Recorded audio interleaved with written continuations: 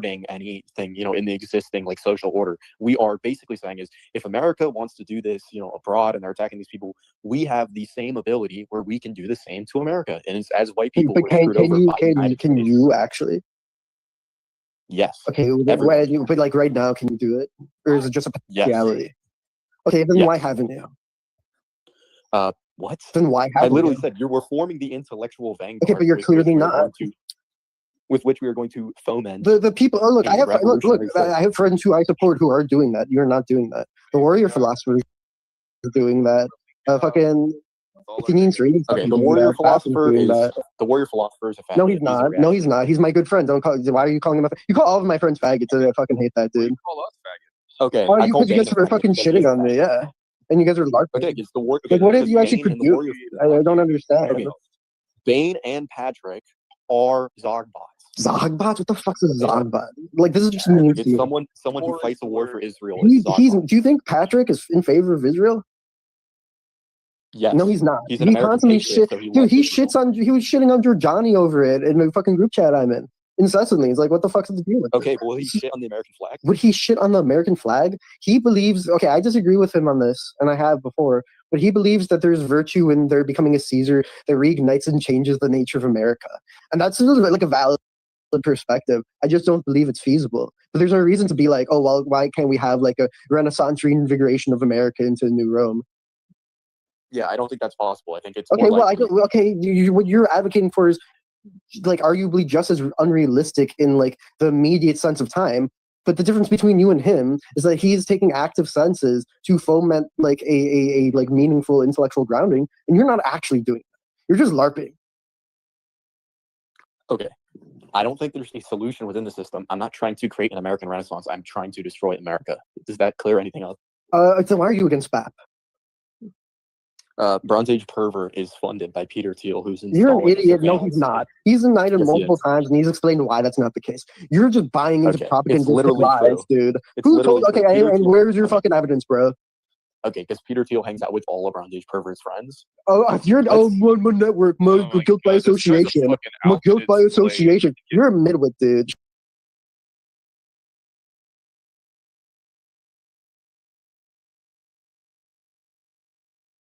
Shut up. Not you, MGL. Not you, MGL. The guy who just fucking attacked me. Okay, so is Curtis Yarvin? Is Curtis Yarvin? How is that not guilt by association? Okay, is Curtis Yarvin not a part of? He's not getting funded by Peter Thiel. Okay, Peter Thiel has said that Curtis Yarvin is his greatest influence.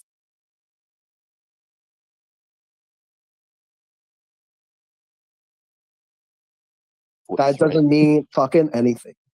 Right, Curtis Yarvin. Okay, where is the? Okay, if you have the proof, he's getting funded by Peter Thiel because he has denied it.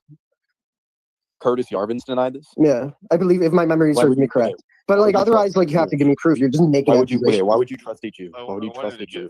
Because I am not a retard anti-Semite. That's why. Okay. You're Jewish, thereby you're wrong. What a fucking stupid fallacy, dude. Come on. Okay, Curtis Yarvin is not just Jewish. Why are you just lying against Jews, dude? All these Jews who contradict each other and don't believe in the same things the other Jew believes. All Jews are bad by default. What a stupid position. You know what Nietzsche thought? Nietzsche thought the Jews had great potential. That if they could overcome their slave morality, that they would be a great force in Europe. That they'd be one of the greatest races in Europe. But I read Nietzsche. I'm so you can post because of my will to power. Jewish people can disagree with each other on everything except for one principle, which is that they will always support themselves before others. Okay, and wait, that's everyone. That's everyone. That's not everyone. That is everyone. Everyone except libtards who want to like destroy themselves and everything. And the whole issue with libtards is that they're odd group preference. But beyond that, yeah, everyone. Are you kidding me? You ask a black person what they think about the blacks versus whites, or you ask like, I mean, you fucking support yourself over other people. You support your family. Okay, enough of this nonsense. I just want to know if Cecilia's what single. nonsense? What nonsense? No, go on. You want to keep shit? How can you fucking tell me what I think was wrong? She's married to Chad. You fucking loser, dude. Wait, I'm Chad. She's married to me. No, Cecilia's married to Chad. It's over for you. Yeah, sorry, married. No, it's Are you trans? No, I'm not trans. Why do you sound trans? I'm not because buying I have high T levels for a woman. I have PCOS. And What's I also that? started smoking as like a child. You sound kind of like this fucking guy I saw working at Starbucks. It's definitely not me. Well, No, I've seen Cecilia like face and everything. Like I know that she is 100% a void. Yes. Are you a smoker or something? Why did you Cecilia, be I'm something sorry. like that? I'm a Cecilia, smoker. I'm sorry. That People makes sense. Okay. accuse you of being started friends smoking with do you an smoke? answer that gets annoying. So Jesus Christ. no anymore. Okay, I but American Abyssal, spirits, light blue. Abyssal, American American spirits are spirits elite. are- That's respect. I are- roll my own Abyssal. cigarettes usually. Abyssal. I What do about enjoy doing anti-Semitism that, is retarded? Huh? Did he just Right. say something about the Knights I of want Abyssal to Malta? explain how anti-Semitism is retarded. You know Nietzsche. Or am I hearing things? No, you're not hearing things. He did say that. Okay, that's a hell of a lot more important than anything else. I'll tell you that right now. If that's even remotely true. Because fuck the Freemasons and fuck all the rest of it. Knights of Malta are incredibly high on the totem pole. You have to be royalty to be a Knight of Malta. They're towards the top of the pecking order. So if there's any way to verify that, that's important.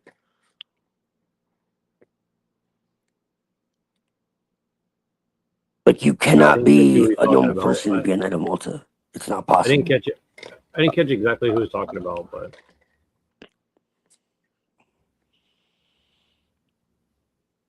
but yeah. So these guys are claiming Manson family, and then they claim they're Antifa, and then they claim that a bunch of other shit. We'll just do this a little bit longer. I think Pill Eater might have passed out or something. So, but at least this is interesting. This guy's I'll Abyssal. tell you, What's your but- political? Everybody screams at the Jews and the Masons, but you might want to talk about power. Yeah. Position that you're arguing for right now? Me, my do you political believe in? position. I'm an aristocratic He radical. just likes Like, are you cool art. talking about He likes Nick cool art and Fuentes? buildings. I'm an Anti-Semitism? I hate Fuentes. I'm an aristocratic radicalist. That's what I am.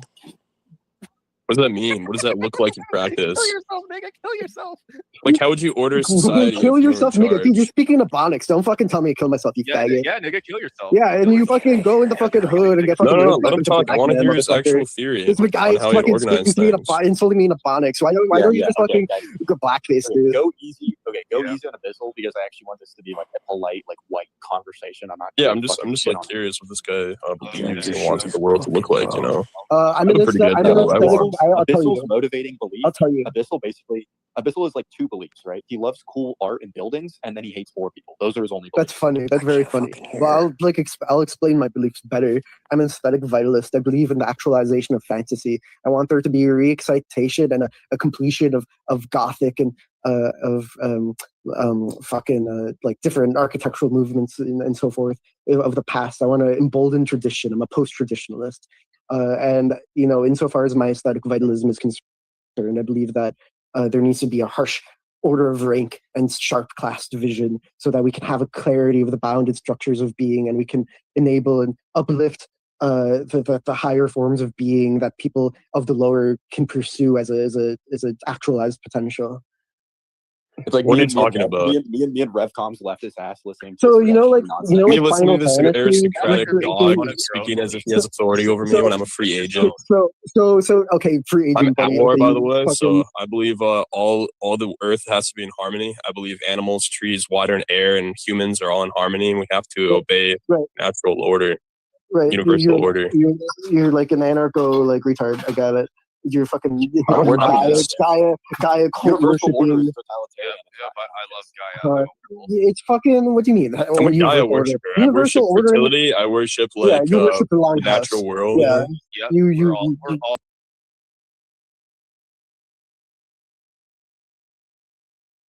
So Gaia worshiper. Oh shit! You kept dropping out. Okay, you're back. Yeah, because I keep losing sound. I don't know what the hell's going on. But yeah, what I was saying is, if this can be verified at all, that any of these people are Knights of Malta, I think you know as much as I do that the Knights of Malta are way above the Masons or any of these other people. I don't think they were claiming that they were. I think you said someone was. Yeah, they're talking about like Bronze Age pervert or Theo or someone like that. like Peter Thiel or something. Okay. Pretty Okay. sure. Okay. But then this guy is saying, I'm a Gaia worshiper. He's like all of nature and humans have to be in harmony, essentially is what he's saying. Right. Yeah, well, a lot of these people claim that shit, but they're not. Well, that's what he's that's saying, the and then thing. he's like, kill everybody. So Right, yeah, to remain under 500 million or whatever. Yeah, like the Georgia Guidestones. That type of shit. Yeah, but see, these people, like, they claim to want to be one with nature and all that, but it's really the opposite. They don't see nature as anything like divine or, something that needs to be preserved, or as living like I do. They see it as a fucking wastebasket. And, basically the only thing they want to save nature for is for themselves. So it's not really like for the sanctity of nature. It's so they can use it and abuse it and do what they will. There's nothing to do with saving nature. So when they talk about saving the planet, it's just so that they can abuse it even further, and because they just hate humanity and they need an excuse for well, that's that. the impression It I'm getting. sounds good. It sounds and looks good. But it's just They don't interesting that believe they're that. repping Order of Nine Angles openly, and Right. because Well, I don't think Order of Nine well, Angles is a Gaia worshiper, as far as I know, or Process Church for that matter. no, but they do have a goddess at the top who they call Baphomet, because Baphomet was actually originally female. If you really do the research, uh, yeah. So Baphomet, or so let's just say the Order of Nine Angles is at the top, run by what are known as the Mistresses of Blood. So as I always tell everybody, at the top is the female. So make of that what Do you these will. females have penises by chance? No, they do not. But there is Venetian, symbolism and all of that, from a Luciferian perspective. Because Venus is Lucifer. Uh, but the Order of Nine Angles really goes back to the like medieval, like hermetic, uh, and then they have like Greek, Roman, pagan elements, and then they have like a little bit Would you, of like a British. would you say they're almost like Templars in a sense, like almost like a Knights No, no, no, Templar? no, no. Mm-mm. No, they would be anti-Templar, more like Cathar, which people confuse the Are two. you They're sure they actually wouldn't be like the Brotherhood of? Sorry, the Brotherhood, the Brethren of the Purity or something, or what I'm talking about? You ever heard of these people? brethren of the purity. No, I haven't actually. Brethren of the Sincere. Brethren of no. Let me share it with you. Hold on. No, I've heard a lot of the fucking groups, man. So that's pretty shocking that I don't know.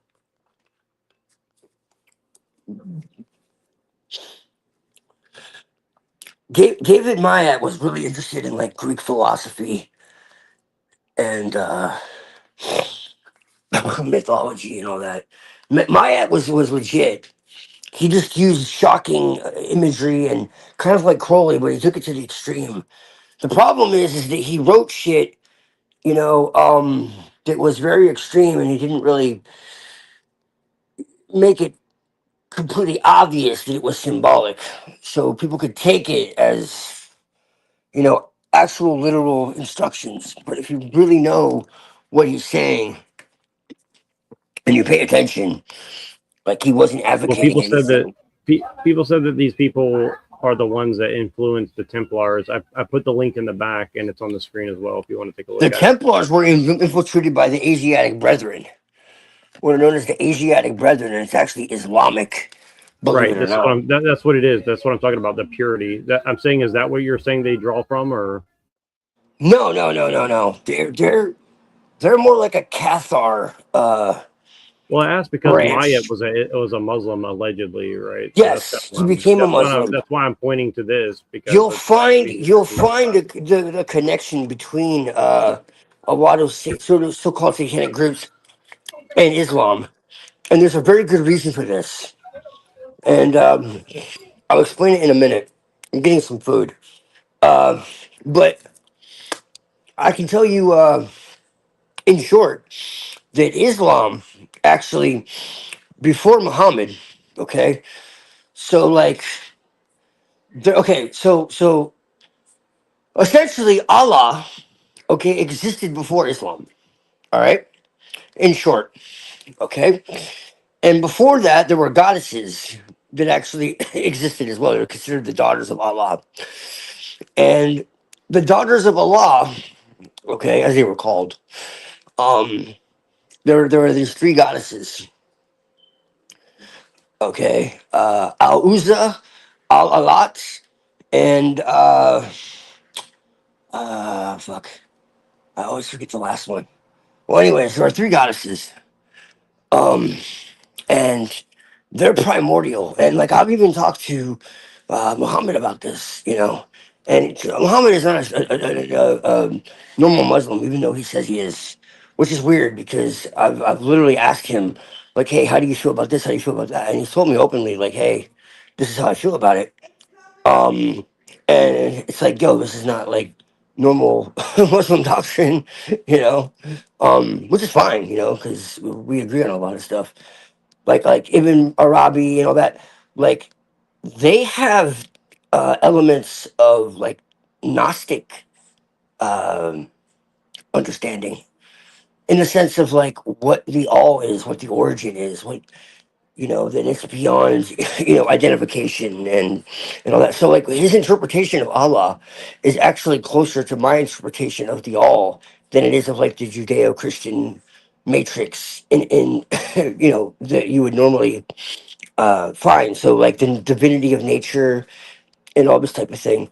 And so like more mystical Islam is closer to paganism than it is to Abrahamic traditions.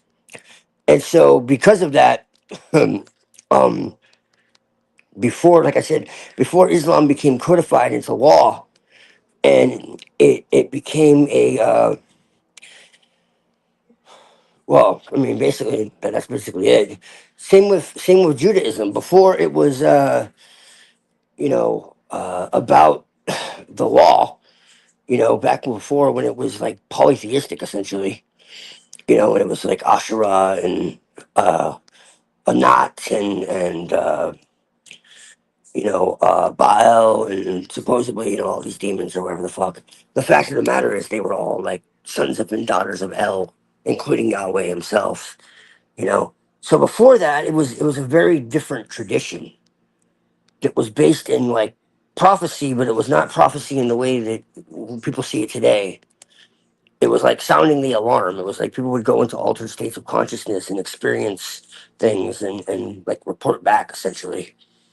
Uh, so with with Islam, one because of its like open war on uh you know like Zionism and proto Zionism, and because of its like uh almost pantheistic natural elements, uh, this is why satanic groups would latch onto it along with National Socialism because National Socialism uh, before it got polluted and taken over by Zionists and Jesuits and all that. Um, it's called National Socialism because it's actually has to do with nature. Like that's what it was. It's not socialism in the normal sense. Um, the I'm gonna call them the Führer just to piss everybody off. The Führer actually despised socialism and communism.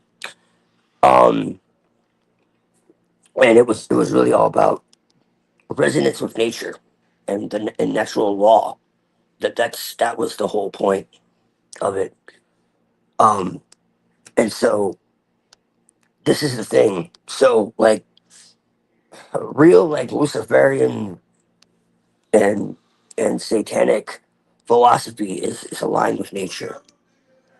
And so like I can show you like multiple different uh,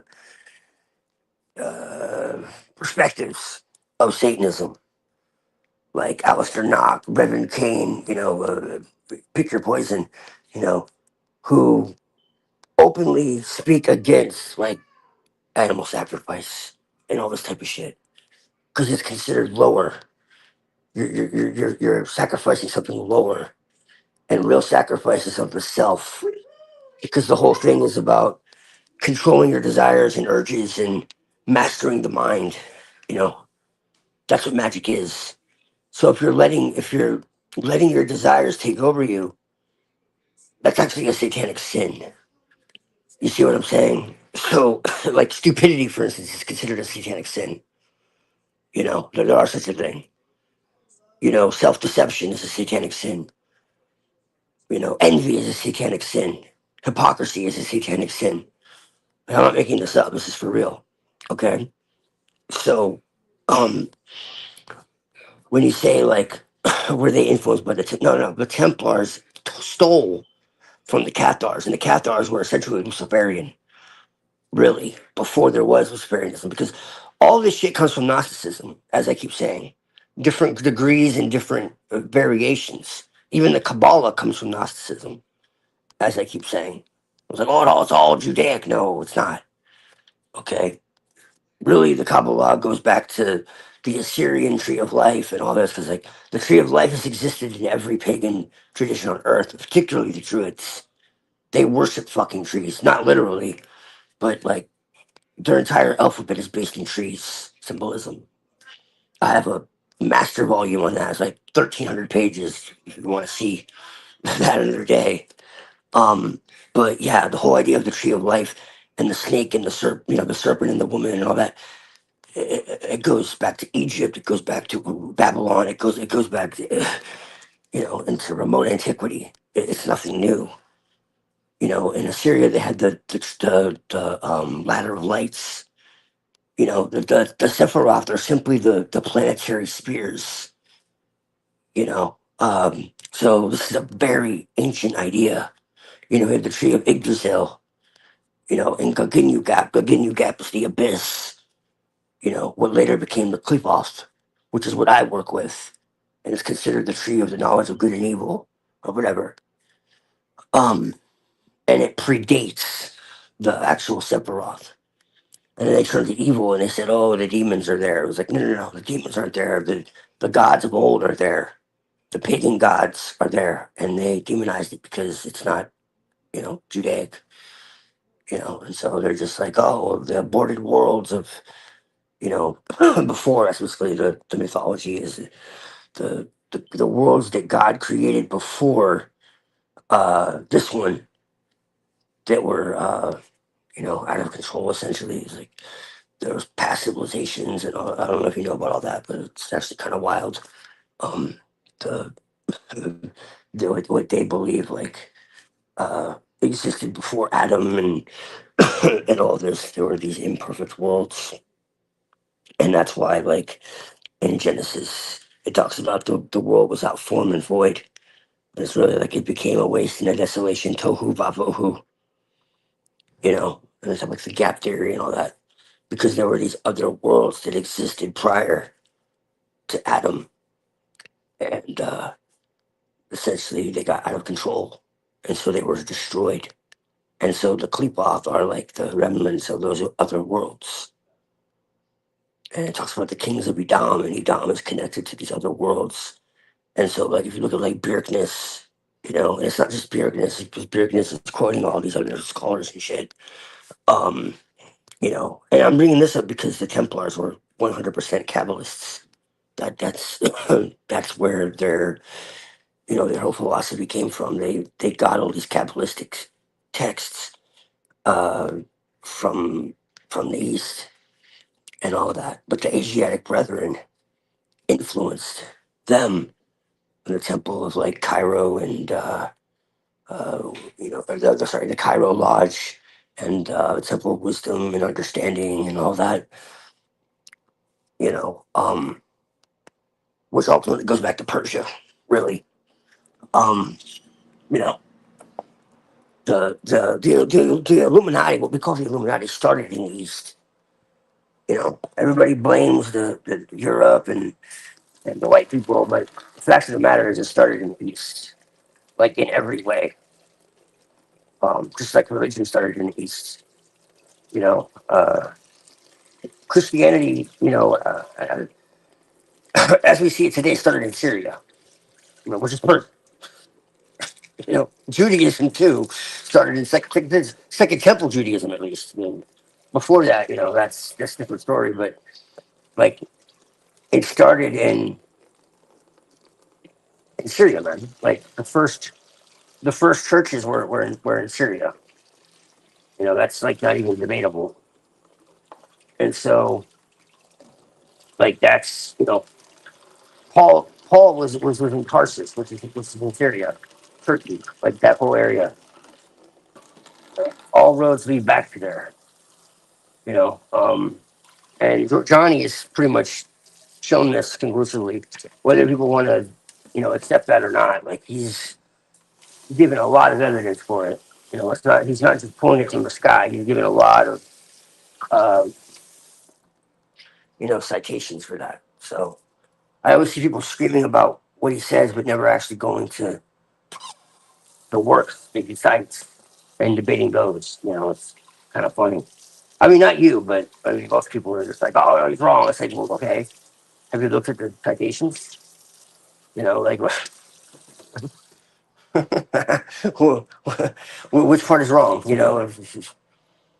It's just like, we was kings, man. It's like, yeah, we was Sabians. That's what we was. It's just like Jesus. Is like the most misunderstood human being on earth, and I personally think that he was a magician and a shaman and a healer and all that, and I have no problem from whatsoever. But I think that religion that was created by Rome and the Flavian Piso dynasty is a fucking curse upon the world. This is exactly what Jesus wanted to free people from. And they created this Judeo-Christian uh, smorgasbord that never existed, that Jesus actually spoke out against. And that's what Marcion and all these early Christians said, that Yahweh is the fucking devil. Like, oh, Satan, Satan. It's like, well, who's Satan? Well, in the earliest tradition, Satan was an angel of God who tempted man. And then Jesus was like, whoa, hold on a second. Like, what kind of God gives you serpents when you ask for food? You know? And it's like, well, who's he talking about? You look at all these verses, you realize that's what he's doing. He's quoting verses when he's talking about this stuff. And it's like, well, who's he referring to? Well, there's only one God he could be referring to, And so this is what the Cathars believed. Returning back to where we started, essentially that the Cathars believed that we were like fallen angels, essentially, and that we were divine sparks, caught in the material world, and that we had to elevate ourselves beyond this world to achieve liberation. Uh, and so they were like hardline Christian Gnostics. Now, obviously, I'm not that because I'm a pagan Gnostic, but the Templars kind of took that. The elites believe we live in a simulation, and that this world is, a malformed creation. They don't actually think that the God of this world is the ultimate God, so they're actually Gnostic to an extent themselves, just like a nihilistic solipsism, essentially, really. Uh, and so they want to overthrow God and become their own gods. That's really what it is. They have no respect for divinity, for nature, for humanity, for anything. They hate it. It's like the Matrix. you are the virus. You know, like that's really what they believe. Um, but yeah, the Templars are a corruption of these basic these Cathar understandings, because the original Gnostics were like all about purity, um, and like disconnecting from this world, like through asceticism and all this. Like the Essenes were kind of like almost like a Gnostic uh, group, which I mean, there's actually some arguments to be made that Jesus himself was just an Essene. But that's not the story. Um, but yeah, you can talk, man. I'm just giving you some background on all this. I have a book by Musagami that gets into the Islamic connection to all this.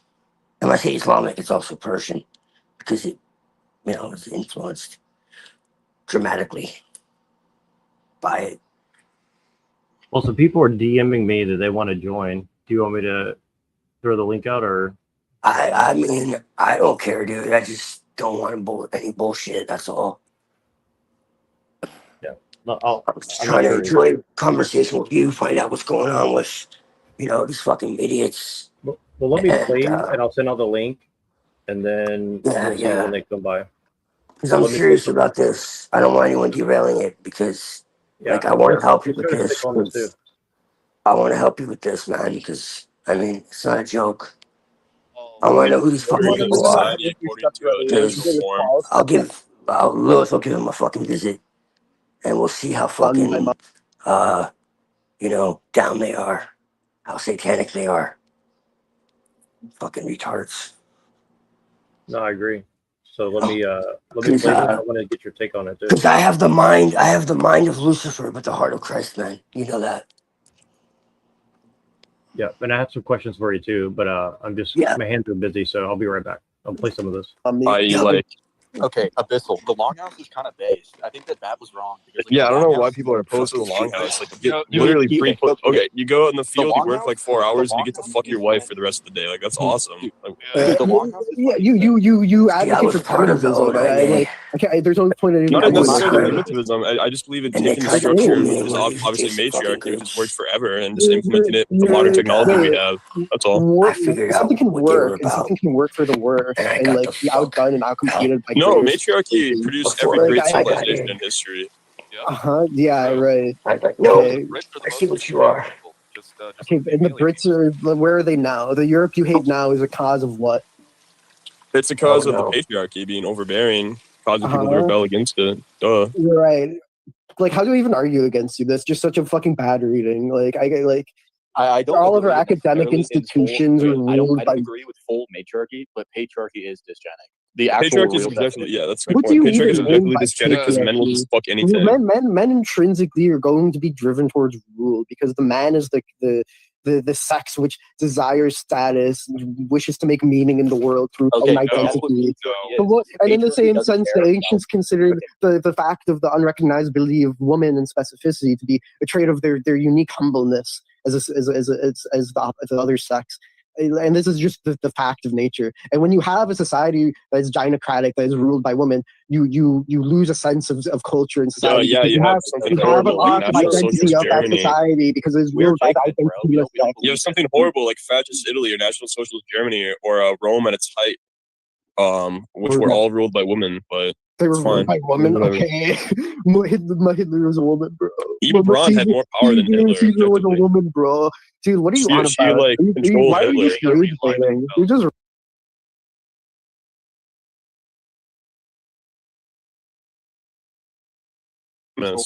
Okay, I want to be serious with Abyssal for a moment because have you actually Abyssal. read Herman Rith?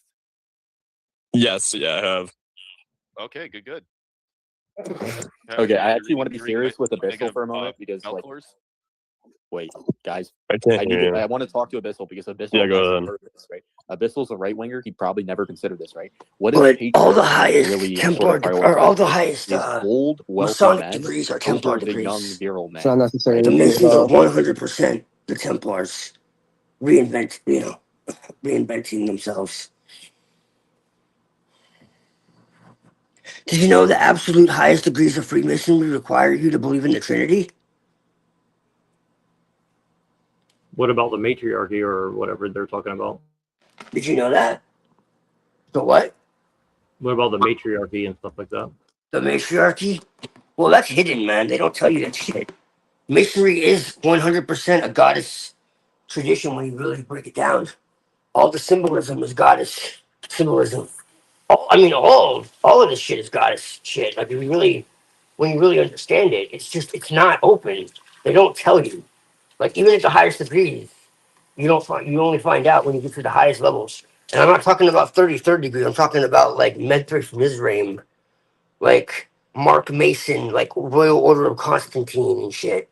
Shit most people don't even know about. 98th degree, uh, and above. Like Martinism. Have you ever heard of Martinism?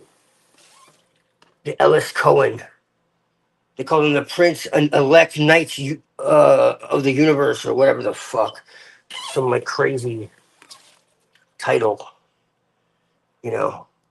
But then you go to the very top of Masonry and you find out that, the very top of Masonry and the Knights of Malta and the Jesuits and all that, they're it's the same fucking people.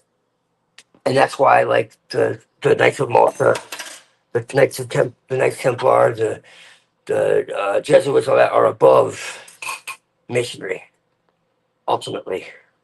So what do you make of what these guys are saying so far? Do you think they're legitimately O9A or they're just... I mean, just from them talking, it's hard to say. Um, it could be anything. Um, it's possible. The one dude seems like he's serious. Uh, but it doesn't necessarily mean anything. What I'm curious of is like what is the actual evidence of like, because you said you were getting like gang stalked and shit. So like, what has happened exactly? If you want to Well, like I'll send you send that me stuff. something like off, camera or whatever, Yeah, I'll send that off or camera. whatever. Yeah. Like, Because I do don't you have have it. like, yeah, like what's actually happened? That's what, not just what people are saying, but Well, like what, it's like a group chat of like 40 people that are all like right, talking about him and saying that they're looking for him. right. Well, yeah, like I said, these people like to sit in group chats and send like cartel videos and talk about like I'll skin you alive and you know what I mean. Like I've seen that type of shit. Because like I said, they tried to get me involved in this shit, man. Because I was a member of the Order of Nine Angles. Technically, I still am. Um, you know, and they tried to pull me into these adjacent groups, and I figured it out. And they're just like, oh, you could really help, and we could really help you, and they tried to like, you know, tell me that, I would really make a difference, and this whole spiel, I can make money and all this crap, and I'm just like, no, dude. Like, I see what you're fucking about, and we are not aligned at all. So, I'm not here now.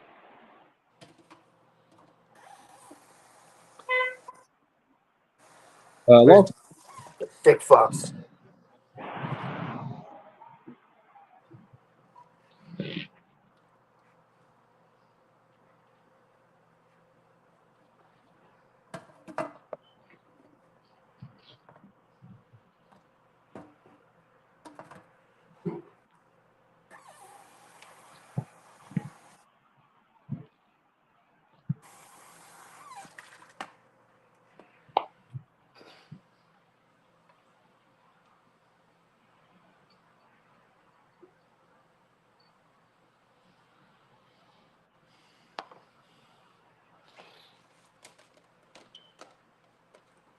Yeah, I'm here.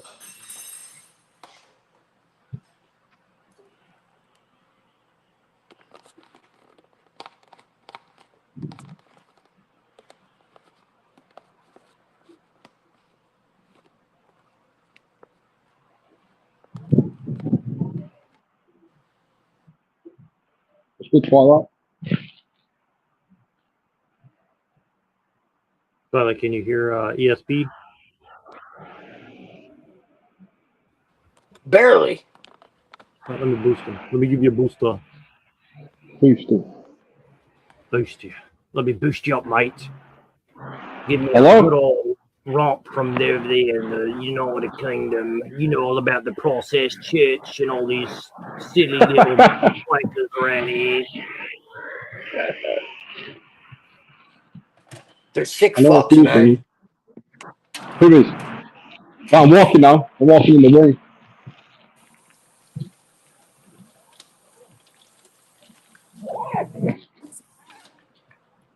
Can I be heard, They're yeah? sick motherfuckers, I'll tell you that right now. No, What do you that's think of Irish, Irish? Twilight. Yeah, Englishmen.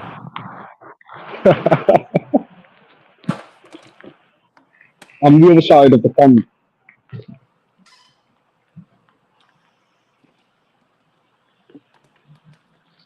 Well, come again there. Tell me a little bit more, you leprechaun hating son of a. Yeah, so what We'll magic fucking are hang we doing them. today? We'll fucking hang them. I'll tell you what. You're doing nothing. Hey, man, technically I'm fucking Irish, so, you know, I'm allowed.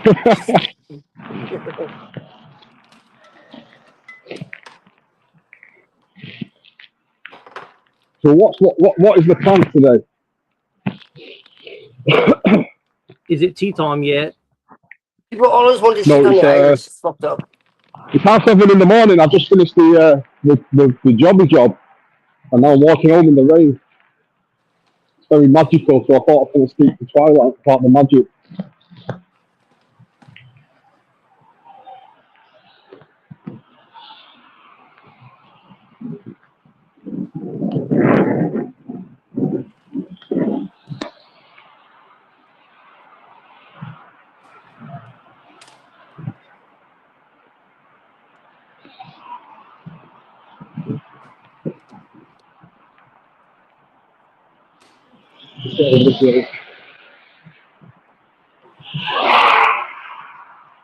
That'd be great. And it's So, been over on the sorry, live stream. sorry to leave you hanging, ESP. I just gotta need a few minutes. Give me a rant about England or What the whatever's going fuck on is with you. that? I think we're on about England. What in the But it's fuck certainly you very have brown going and on black. there? It's certainly very brown and black. I know that. You got Darth Vader in the background. What does that mean? It's fucking Darth Vader. Are you in I don't know traffic? about Darth Vader. He's in Doesn't Darth traffic. Vader do? Doesn't Darth Vader do Kabbalah? It sounds like he's in traffic. Yeah, I'm just crossing the road now. It's pushing down. I've got half an hour or so, so I thought, I'd come on. Because Nero was live yesterday, and I just spammed the chat for half an hour. So now I'm actually hearing perfect voice to voice, voice to skull.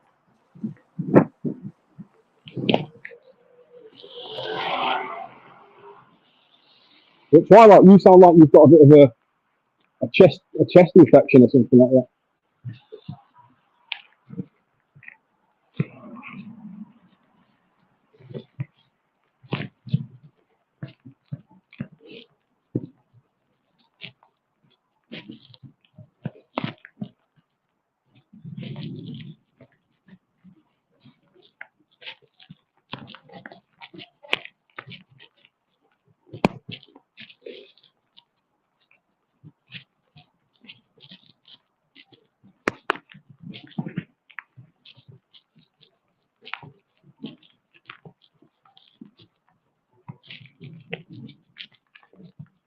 Yeah, just chuck it down. Hey, hey.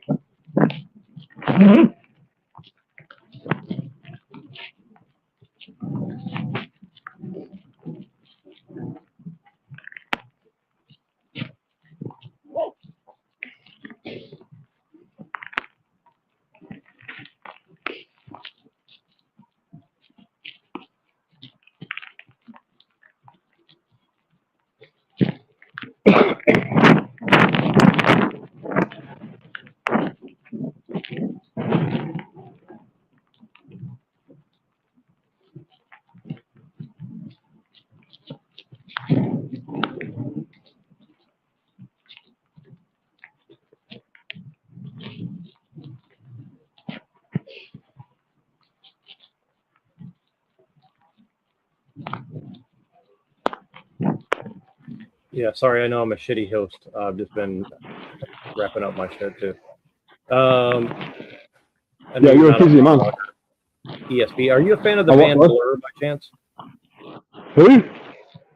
Blur. Blur. Damon Albarn. Not really, no. What girls who do boys like their boys who do like girls? Your voice is muffled. Can you bring the microphone a little closer to your Yeah, yeah. Yeah, no, not really my favourite band. Am I coming in okay now?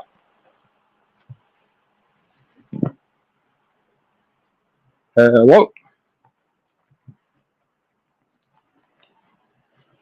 Is there anybody there? Got two Bluetooth earpieces in, so. Say that one more time. Am I coming in clear? Much better now. Yeah. It's because it's raining, so I've got my hood up, and I've got my two Bluetooth earpieces in, so. But yeah, I'm just coming in quickly, well, not quickly, but I'll just come in for as long as I can until I have to get on the public transport.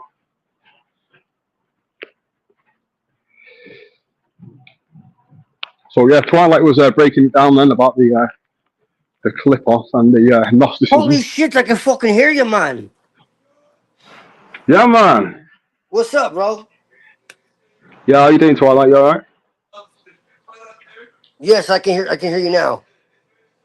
Yeah. Well, it's going to be my side's not going to be great because, like I said, it's pissing down with rain.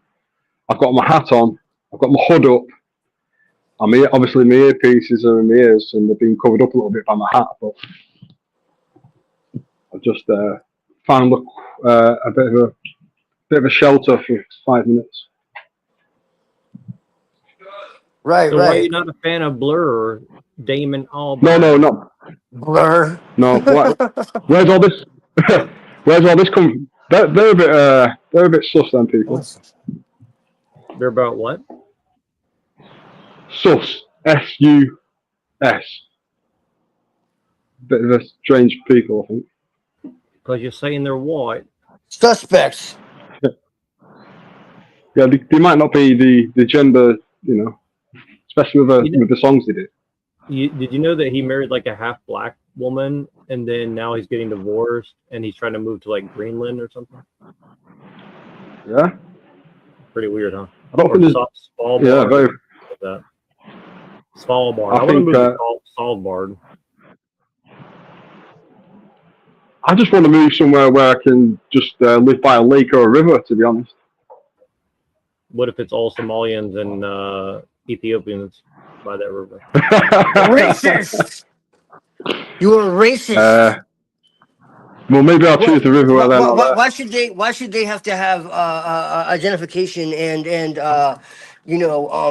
actual work permits? Why can't they have fake companies with like 16 different incorporations in the same location? Why not? Why not? They haven't they suffered enough? Haven't they suffered enough, white man? You're the problem. You're the problem. I know. Yeah. You and that Hitler guy. You're the problem. Maybe I think they just need better boats, to be honest, because I don't think it's fair they come on the boats.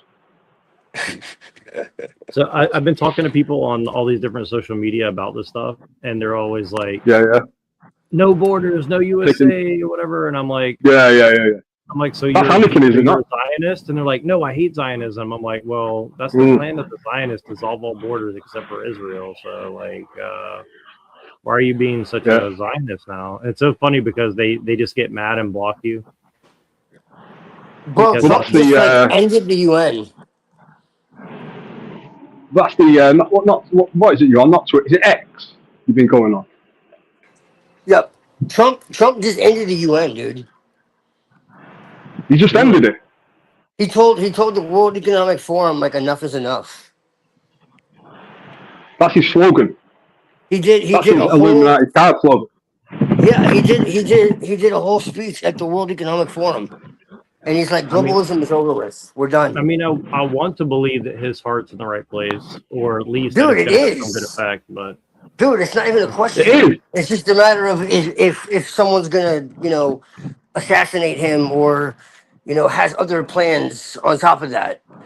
Like if you look at what he's been doing the last week, dude, it's a lot. Yeah, It's a but if whole they lot. assassinate him, he'll just be part. If they assassinate him, he'll just be part of the script.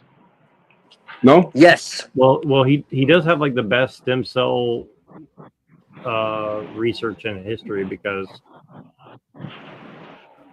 his ear totally re-healed like he's Wolverine or something. Bro, I don't he's think he rebelling did. against Israel right now. Like right now, he's rebelling against Yeah. Israel completely. Yeah, but what does that really? Yeah, what's that really mean? Yeah.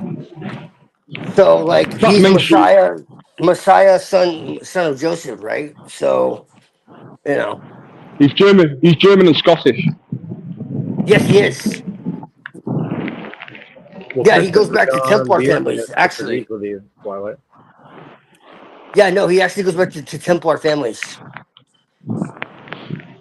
No He doubt about probably it. is a Templar. It wouldn't surprise me.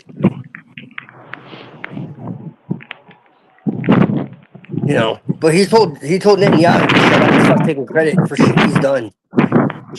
Right. Where was this though? This is What media platform was?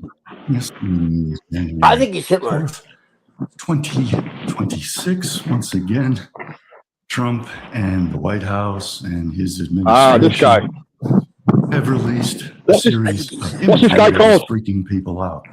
And when No, they got him blackmailed. Probably. I mean, I don't know. What's the guy called that's speaking now? Bjerknes. I love Bjerknes. I fucking love Bjerknes. properly understand. Yeah, this guy dropped some all of knowledge. this. I just I don't always agree with Is him. this But guy- he has a lot of really good information. Is he a scholar in Judaism? He seems to know a knows lot. his stuff for sure. When it comes to Judaism, Kabbalah, I would make the argument Christianity, but in the empire institutionalized version, because I actually believe in Christ, but just not in the archontic, mainstream sense. But I actually do believe that Jesus existed. And he tried to enlighten the world, and it was turned into something to enslave the world by empire later on. It's like the internet is split on Jesus. It's either it was just an allegory and it means, some sort of Christ consciousness. Jesus goes through the spine and the oil and all that shit, and then it's no, Jesus was an actual person. So it seems to be split with different people. Well, it's both, really. It's both. People can't accept the fact that both are true. So basically, as far as I'm concerned, the allegory is true, okay? But what people misunderstand is just because of astrotheology, okay, in the gospel texts, okay, those texts were written after the fact, okay?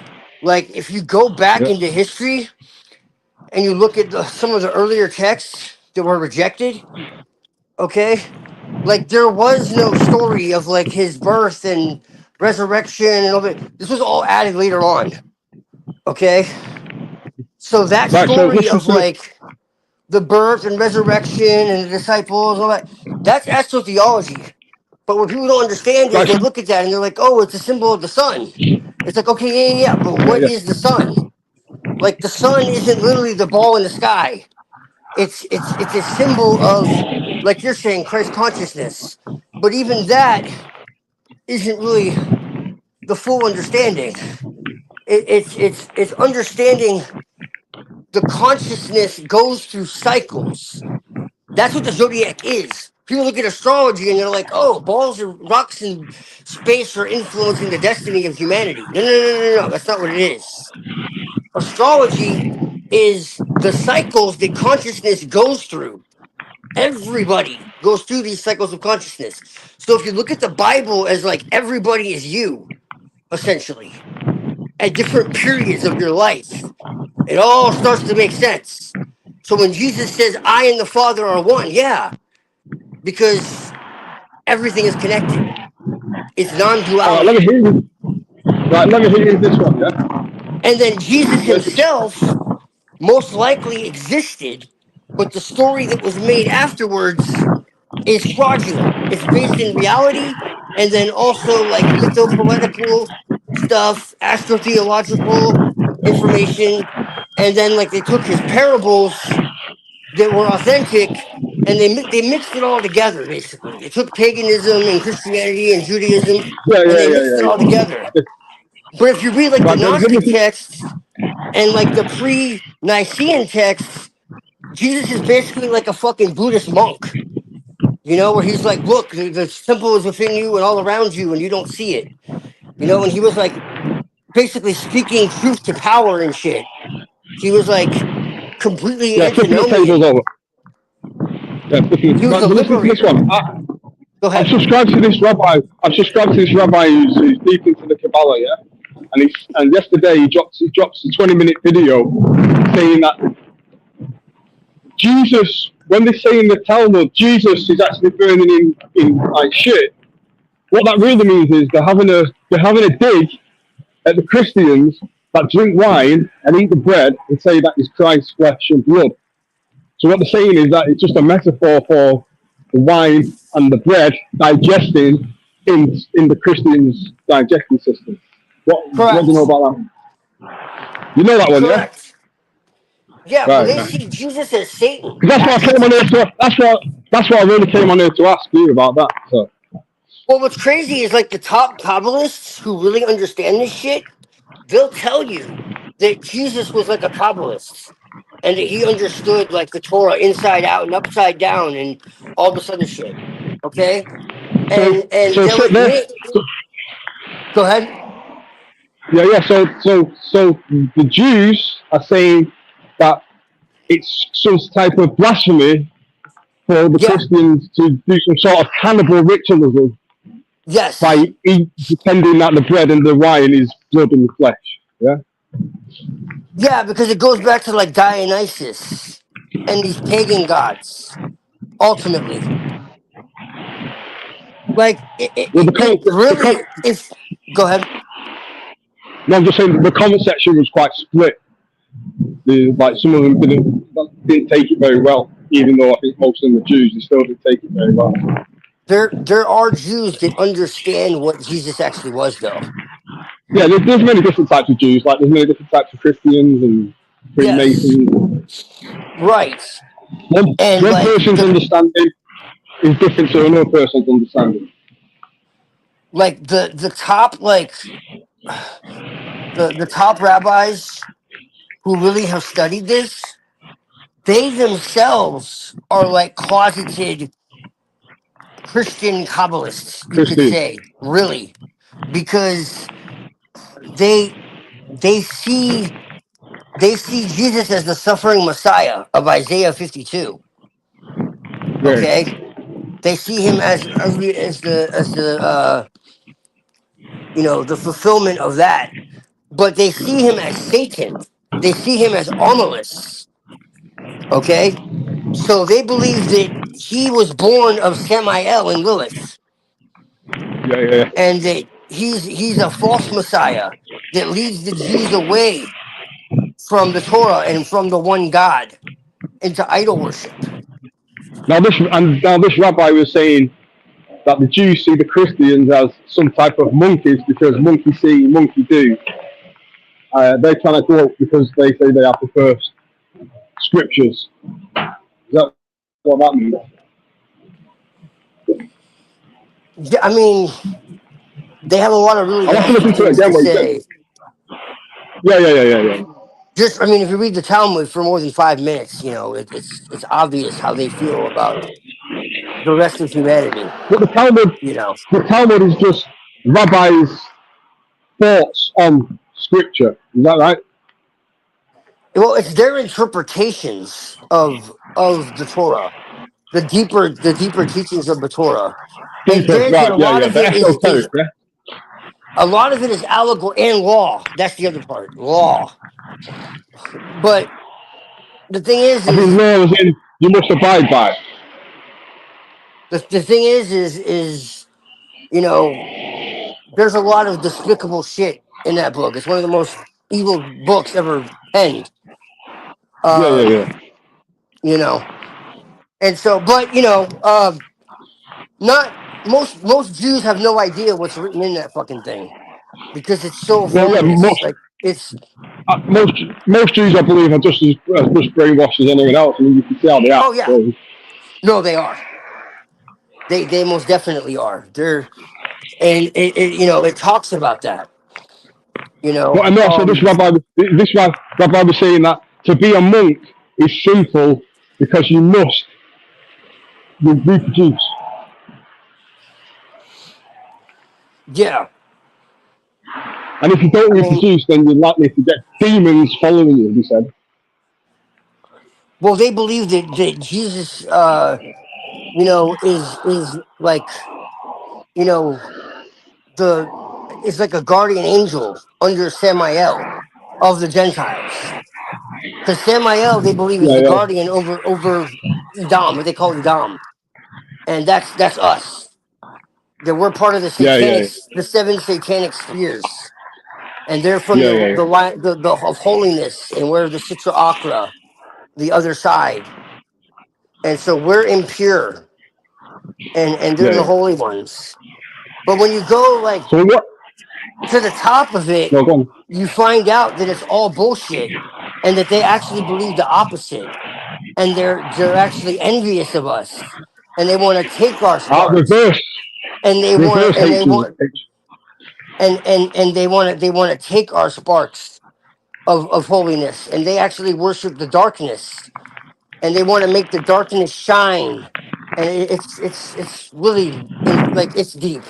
It goes really deep. So I've done did you videos on hear this this, week? but Did you hear it's this week that there was a rabbi at the World Economic Forum, yeah, and he was saying that now we've joined forces with the Muslims, and this is why we're flooding the West with people from Afghanistan and Somalia, and that's what. Have you seen this? Have you not seen this clip yet? have I Or not seen even a what? clip; it's a speech. The rabbi at the World Economic Forum this week Oh yeah.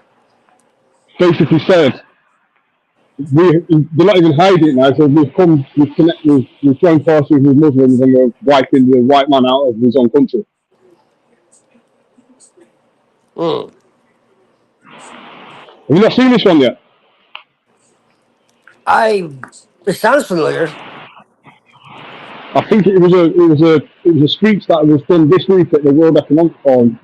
Well, I'm going to look a bit more into it, but yeah, that's what he said. I've seen that clip that was just played on someone else's channel. So, well, I'm sure if you type it in, this is probably gone viral, because now the pieces are in place. The clergy plan is no longer a secret; it's actually to be seen with your Oh yeah. eyes. Yeah. Oh yeah. So this is the Kosher news I was just going to speak about.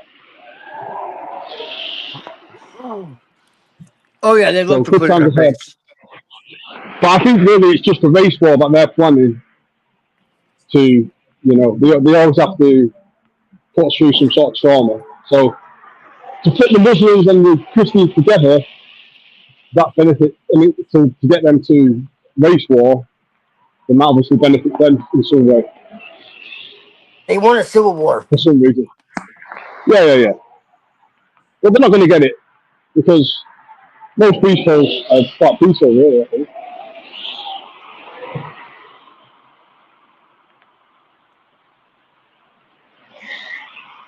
That's what the ice shit is all about, and all that.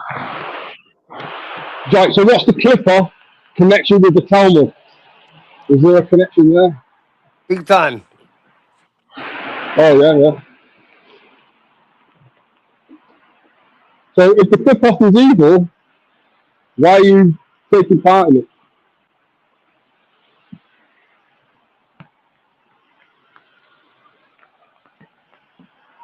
Or are you studying something that isn't evil? Or is it what's evil to one person isn't evil to another person?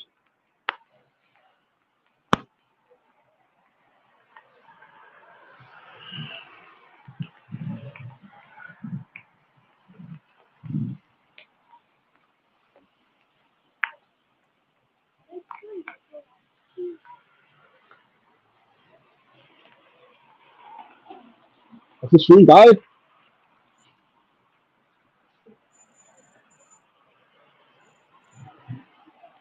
Sorry, I can't. I'm trying to understand you, but your voice is muffled.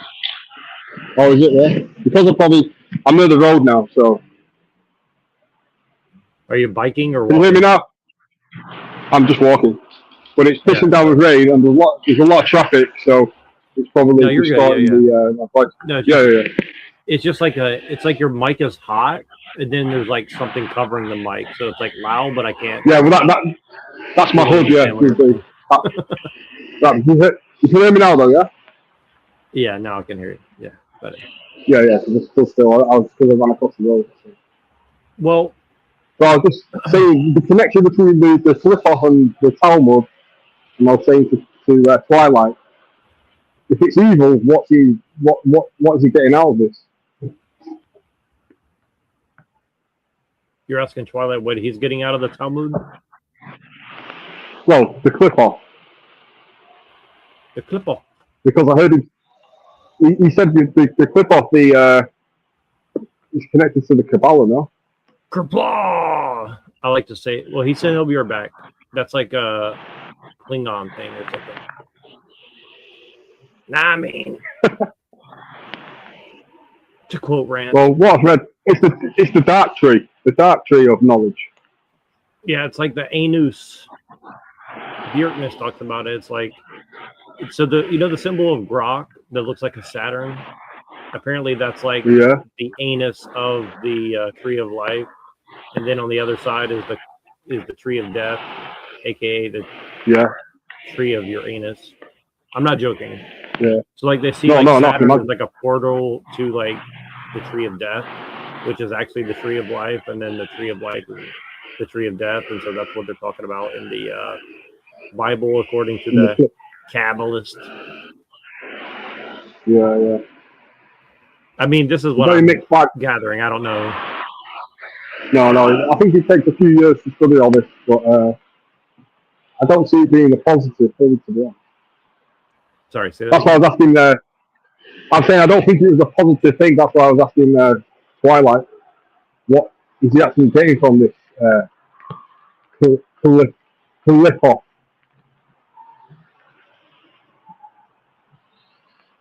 The clit paw. I like to call it. It sounds very. He said it sounds very. He said it's a new manifestation of a far more ancient system. That's what he said. Right. Yeah. Well, I hope it's doing him some good.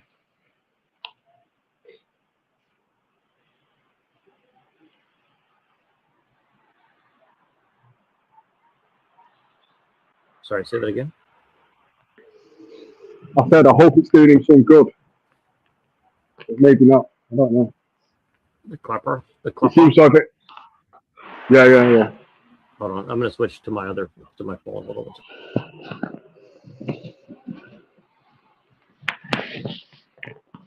Okay, can you hear me now? Yeah. All right, hold on one second. Let me connect my Bluetooth feed again. I don't know why I disconnected. I can hear you clear now. You haven't had that. Love of Christ! What's going on with this stuff? Yeah. Your mic seems to be better than it has been in the past. It used to do that strange sound after every word. Say what?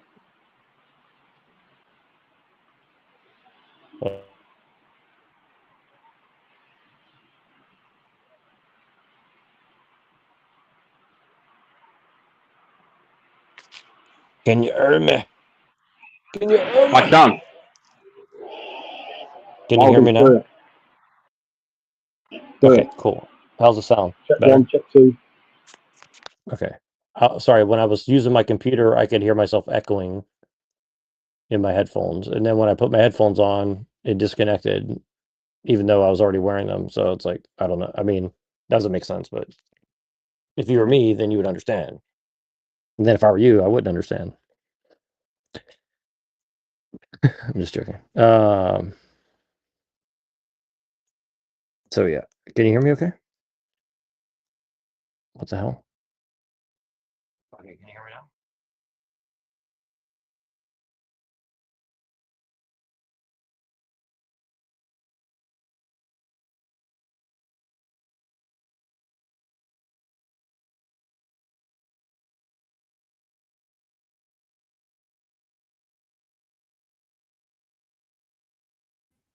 Oh, well, I guess he's gone. I don't know what's going on.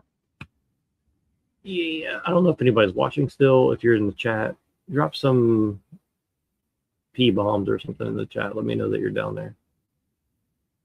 I guess Twilight is MIA for the moment, as is his audience, because they got annoyed with me. So I guess I'll make it worse and play a little thing for you guys.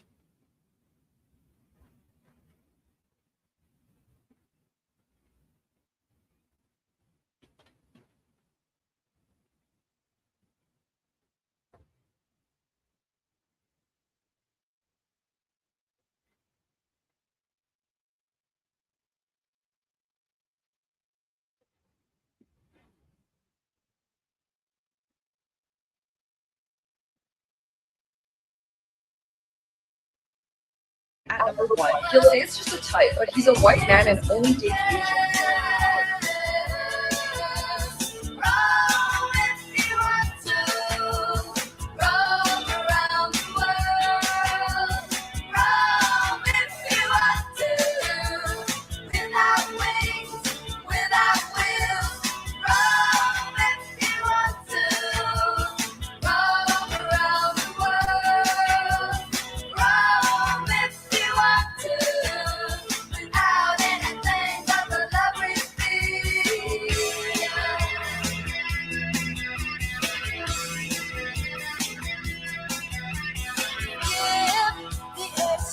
At number I could really give a fuck now.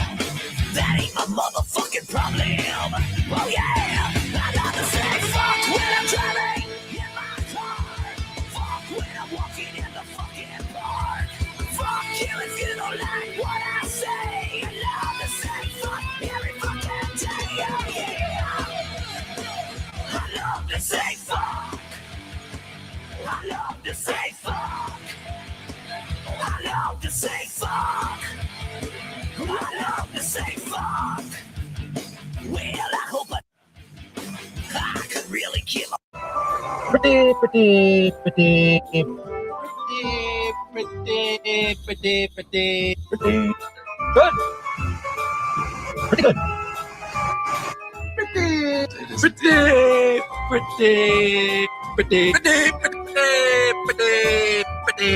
good.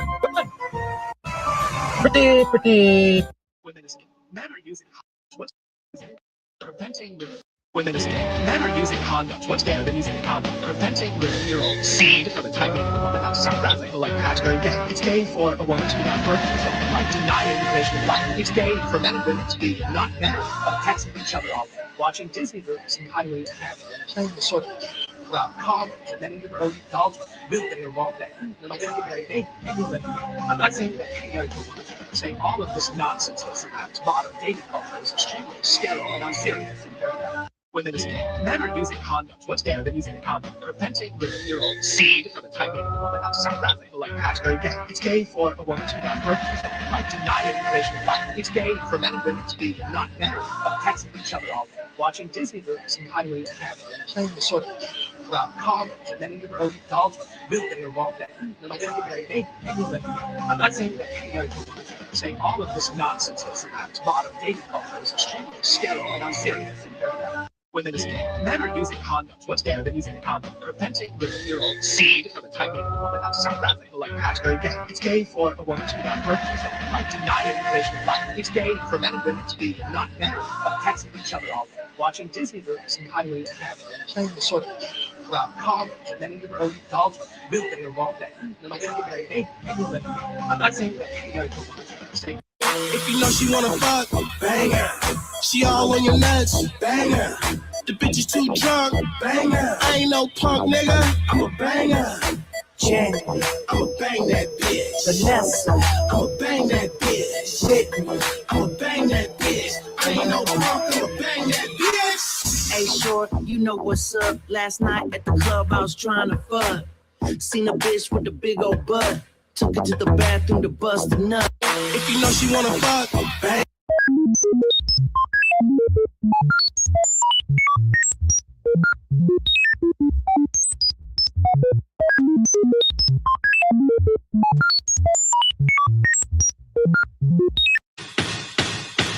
Bück dich, befehl ich dir. Wende dein Antlitz ab von mir. Dein Gesicht ist mir egal. Bück dich.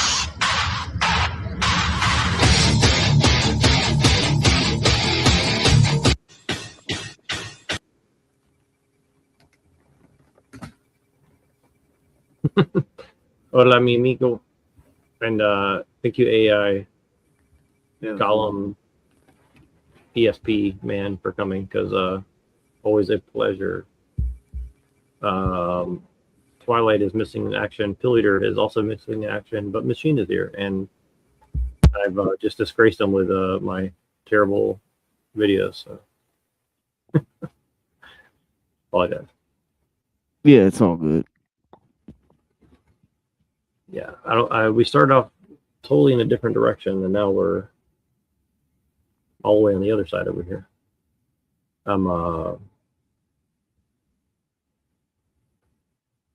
Let's see here.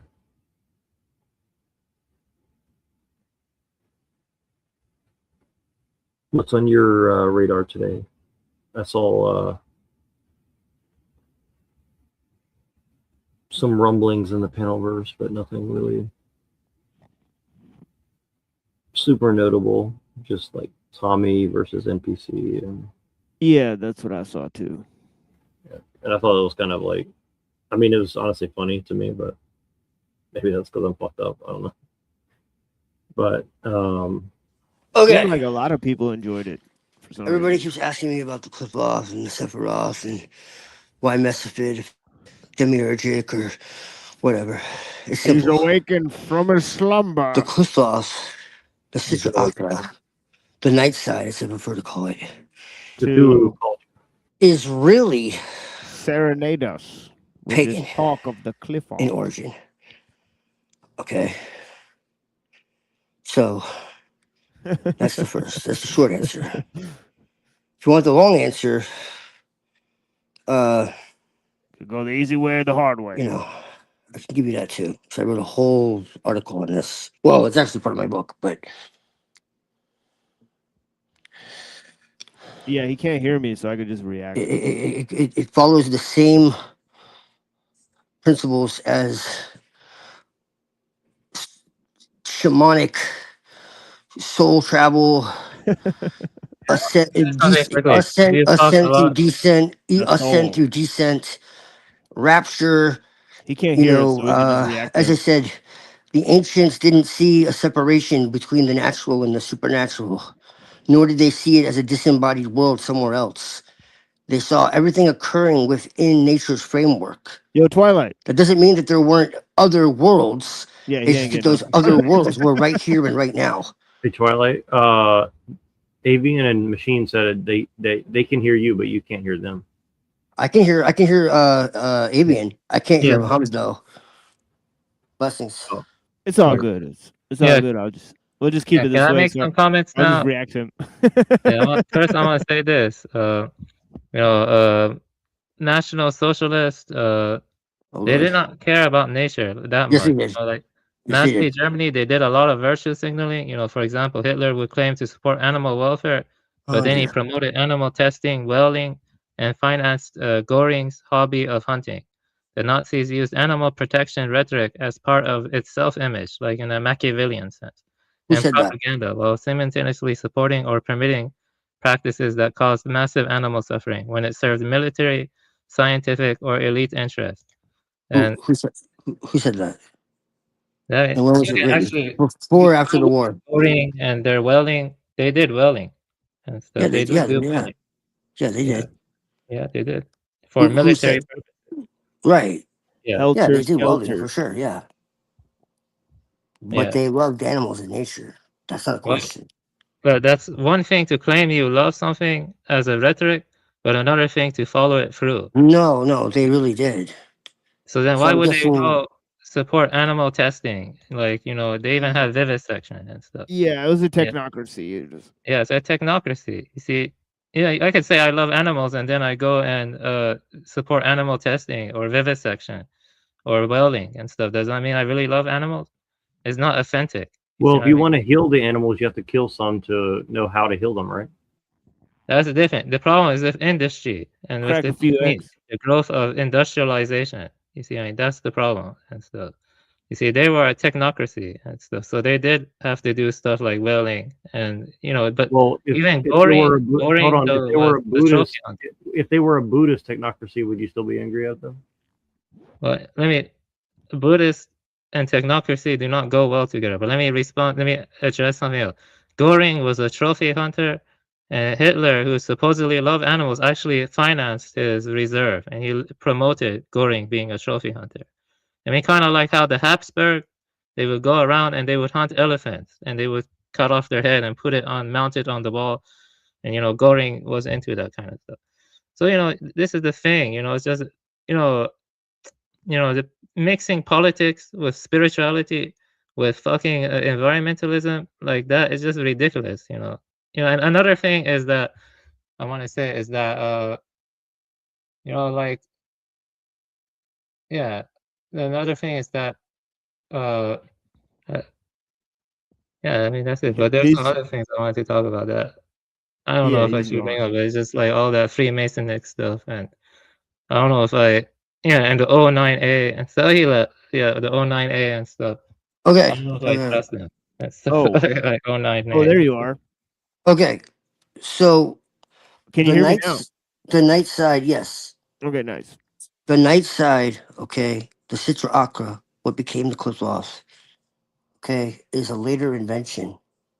All right, and every Gnostic source worth anything, even pagan, the demiurge cannot originate. It copies, freezes, and externalizes.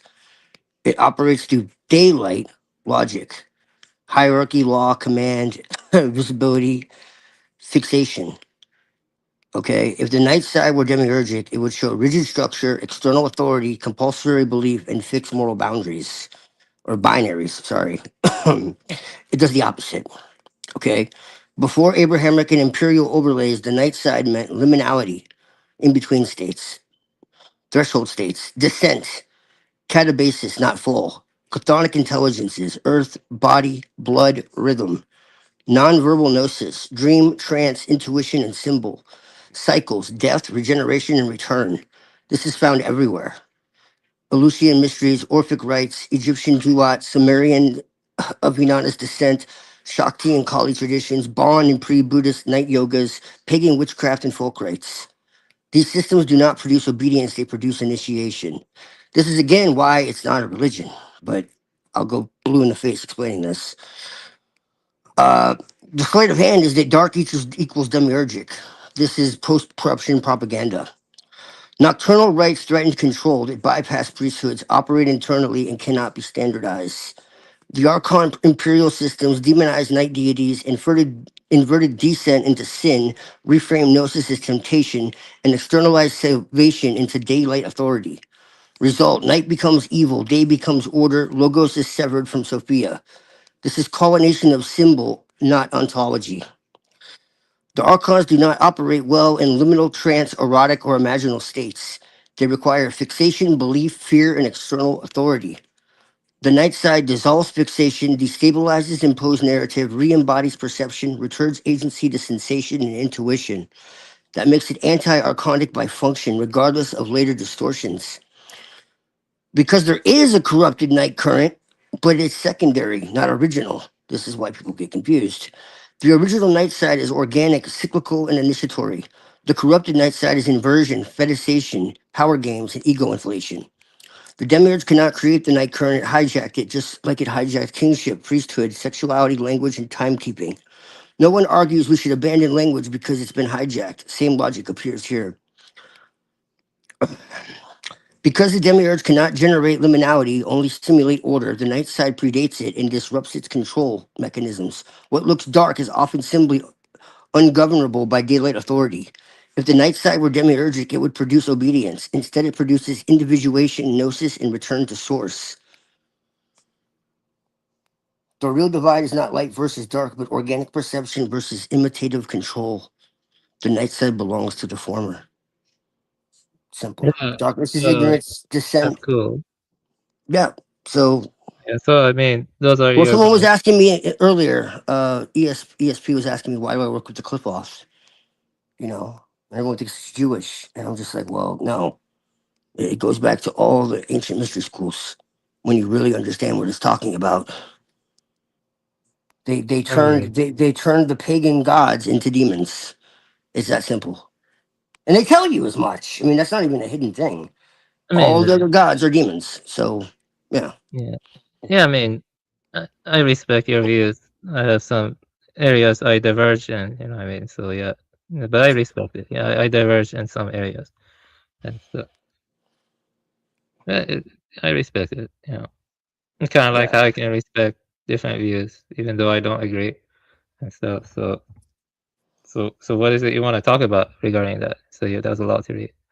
Well, I was just explaining it to ESP Yeah, that's cool. Yeah, yeah, I got you. So, panel. I keep close. Hold Well, on, my girlfriend is well, calling me, and she's gonna keep knocking me off panel. oh, it's okay. I get you. so Did you guys see this I guess- weirdness video? Let me show you this. Hold on. So while we're here. Yeah, Oh, okay. let me show you. This one. No, this one. Symbolism, and I'm going to explain it to you. What Trump is portraying is a penguin symbolizing Satan, symbolizing the Leviathan going from the water to the land, from the south to the north. Satan is leading Trump, Armilus, Messiah, son of Joseph, of the anus of the Gentile side of the Sitra Achra, the Sitra de Smola, up to the North Pole, up to Greenland and the Arctic. The penguin is obviously a southern bird, not a northern bird. It is the inversion of the poles.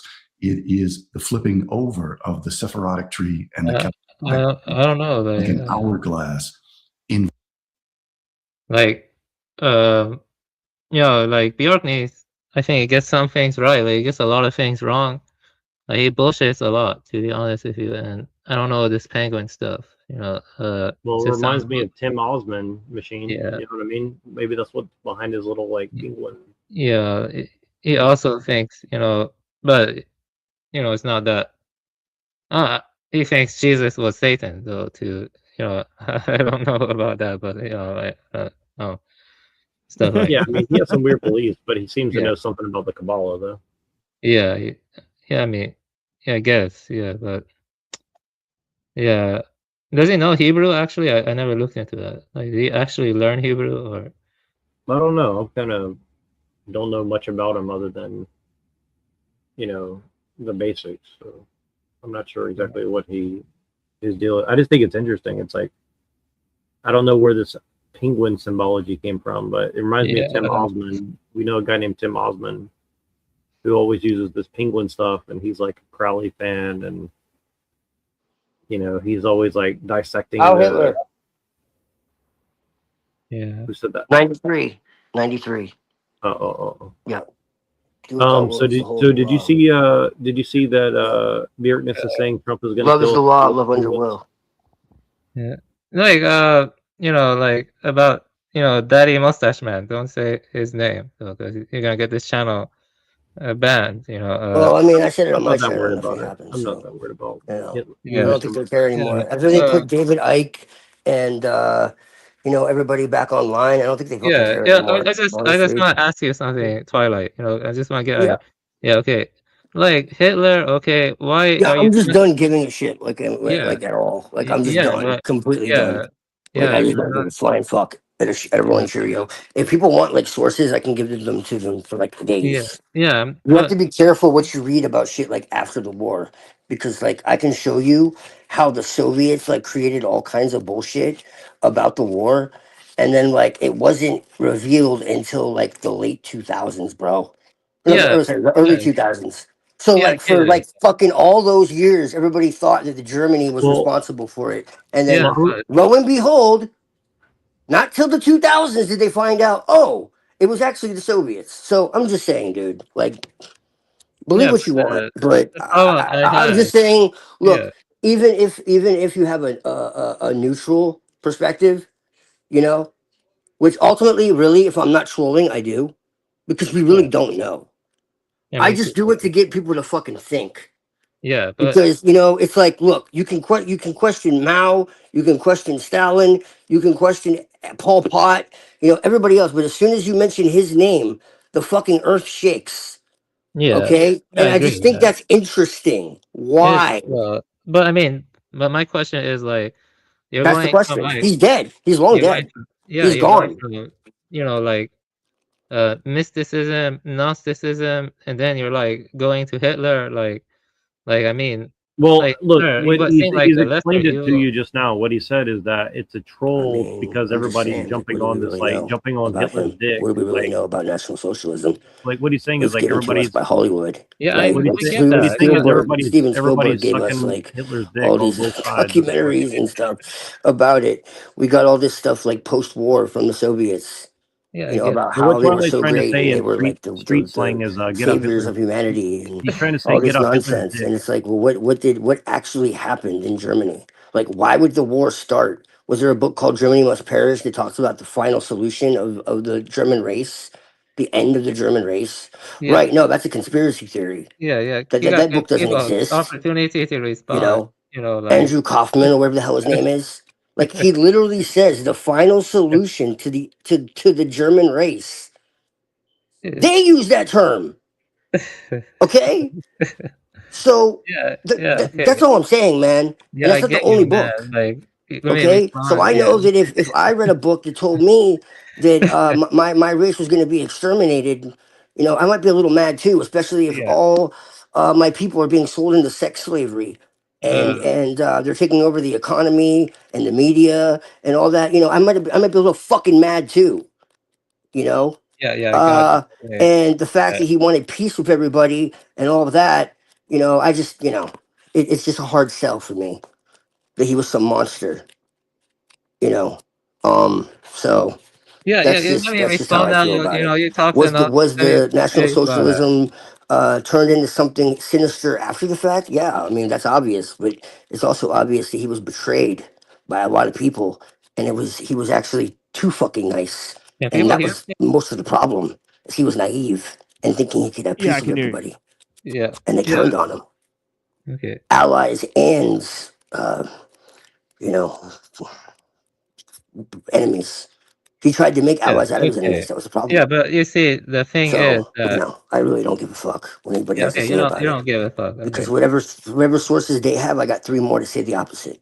Okay, good So for it you. really doesn't Okay. matter. You don't And give a fuck. 110 You're just also, here to like, you like guys preach really to want to me. go Okay, I there. We got could you. do a whole About fucking Hitler and stuff. presentation on this shit and show you how much bullshit is What? actually written and prove that it's written by people who No, are my like issue is agents with your of British esoteric intelligence, of Hitler and that. Soviet, You know what I mean? of whatever the fuck. I And don't people get just it. accept Like, it and like, they repeat it and they don't know where it you have comes to from. give opportunity And to it's people to just talk. it's You know what I mean? hogwash.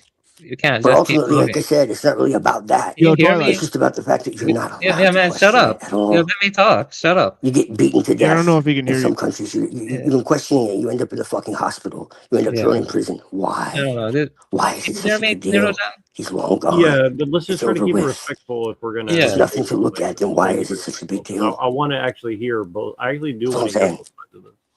And I I'm don't know if not you can hear it the most. anti-Semitic whatsoever. You know, and that's I why well, I feel like I have a right to fucking say this shit.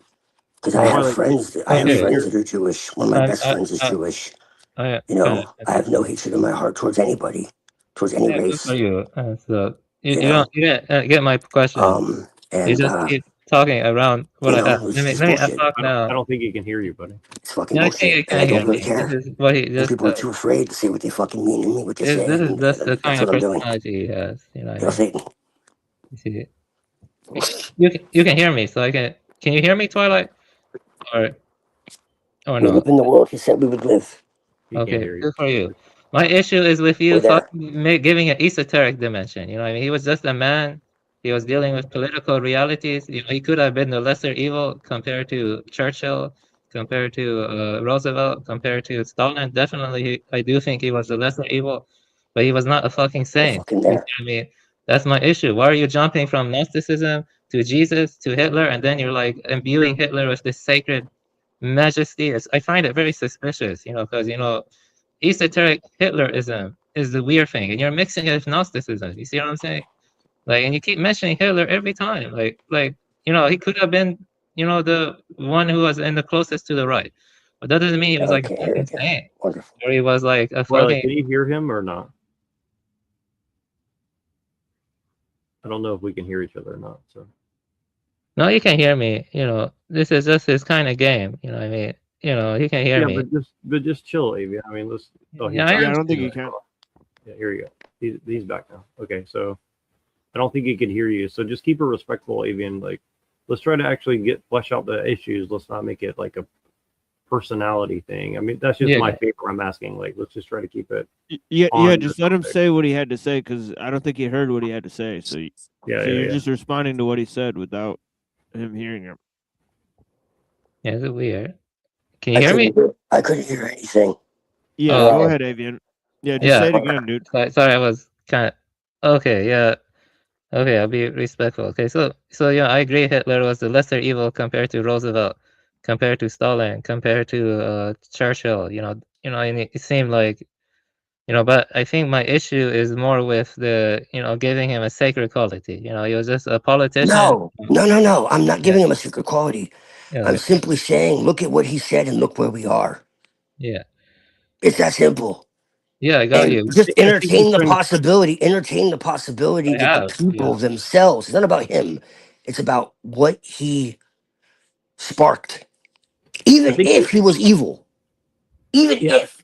I think he's saying like it's like he represents nation states, he represents nationality, he represents tribalism.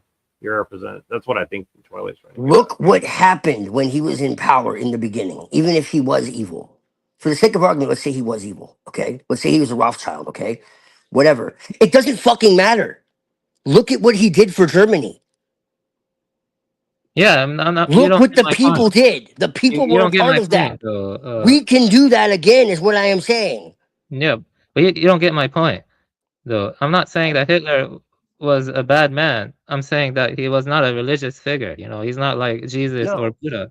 You know, it's just boldly But you're saying. missing the point. It's not about him. Yeah, It's but about what he did. Yeah, but that's I for think he's Germany's saying it's the interest. archetype. I think he's saying it's like the archetype of Yes. like a person. Yes, Jack. Yes, Jack. Yeah, but you don't Y'all get are stuck deeper in this point. idea of it being about him. It's not about him. It's about what he did. Yeah, And what we did as a result of what he did. So let's break it down to archetypes, because we're actually just talking about archetypes. Like Avian wants us to be like a Buddha archetype. You know. Yeah. You know. Yeah. Also, it's that's not about for Germany's him. interest. I don't personally, you know, I don't want Germany to fail. I don't want Germany to suffer. But Well, Germany is failing. Yeah, but it's not my responsibility. You know, it's not something that I should be burdened with. You know what I mean? Like, You see what I mean? Well, It's if not like, Germany fails, yeah. everyone else is going to fail too. So, Wait! You're making Germany the center of the world? 'Cause no, Germany can no, fail, no. and that could be perfectly I'm fine. saying that if someone, if no, it's the same thing with the UK. It's the same thing with Iran. It's the same thing with. He's It's saying, simple, dude. I think he's trying to say that tribalism is a better hedge against the nonsense than like Yes. non-tribalism. I think that's what. Yes. Yes. Make America great again. For real. America's different. You know, America's problems. Because like I support ICE for this fact of like I believe in tribalism. It's not because like I Yes. necessarily believe in like quote unquote America as like a real thing or something. No. No, You know, fuck that. like- It's imaginary. So like for me, it's just more of like, well, if we have international communism and there's no borders or anything, Yes. like to me, it's like what I don't understand about it is like, Jack, all the people- you're so all- level-headed anymore, bro.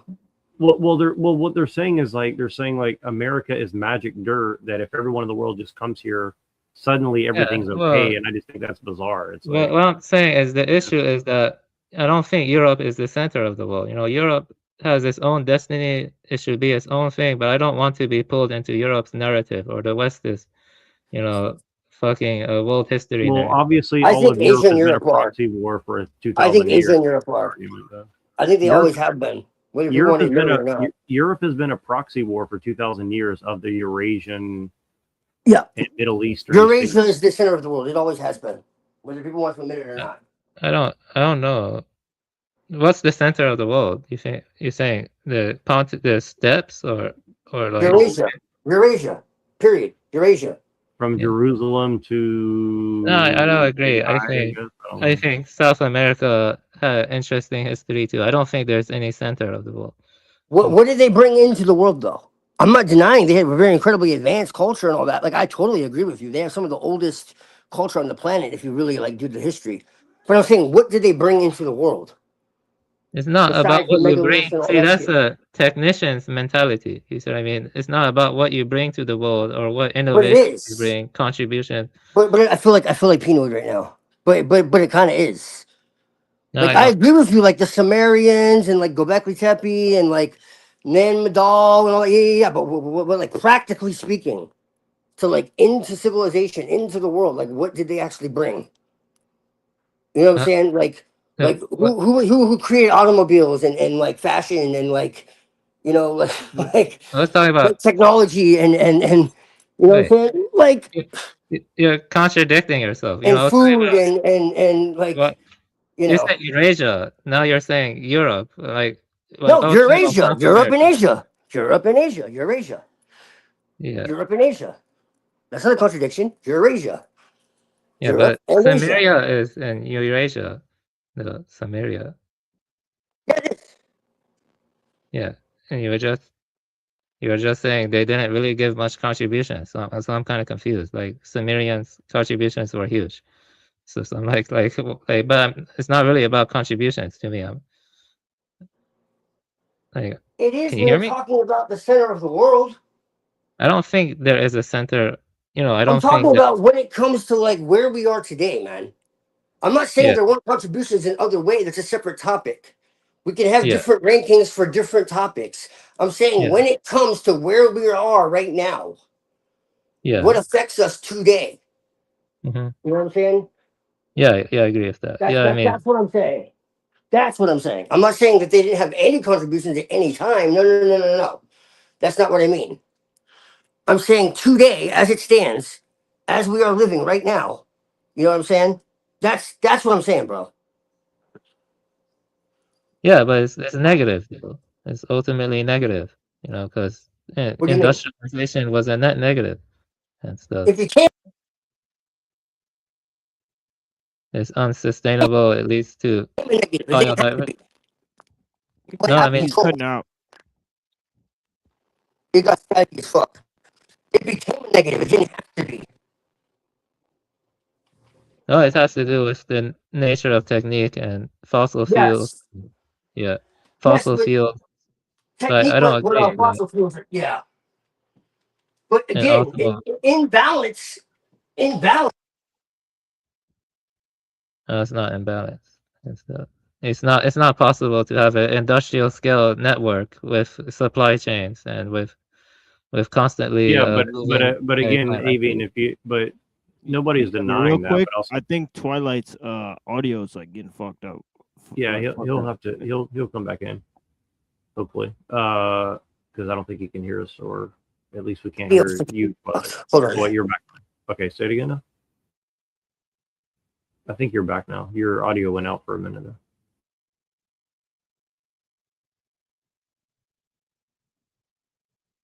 Yeah, yeah. He's back. Hold on. This is It's not weird. me, man, because it's staticky as fuck.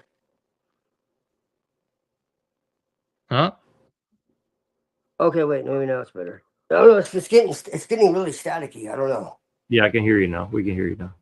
Okay, why am I? Well, what I was saying is, like, even if it's true what Avian's saying, like, obviously, if you just take away fossil fuel tomorrow, like, the balance, quote unquote, is going to be like 6 billion people dead overnight. So, I mean, maybe not, but probably. I mean, I would say. Well, I say I like Penti Locola because I know what you mean. yeah. Also, the whole nature of the supply chain and eating foods exported from like South America, where they have to cut out acres of primeval forests to make their plantations. I'm not Giorgiani said he's talking, willing to sacrifice like, 99% of people to get back into why balance. Would you agree why with? you keep Hold on. interrupting me? You never interrupt Twilight, but you keep interrupting me. Like Well, I because don't you've been talking for a while. I just want to get my point across really quickly. So, Okay. Giorgiani said that he's willing to sacrifice 99% of people. Would you say that you would agree with Giorgiani to get back to balance with nature?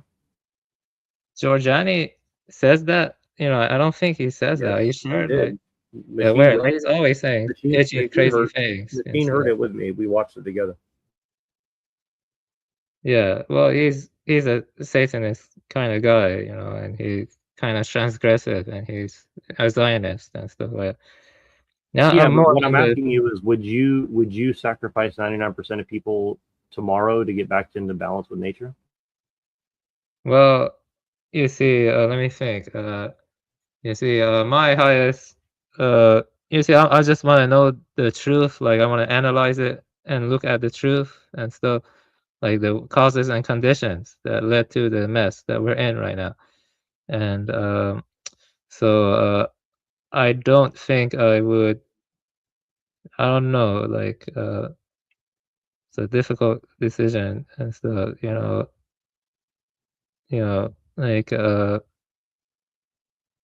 like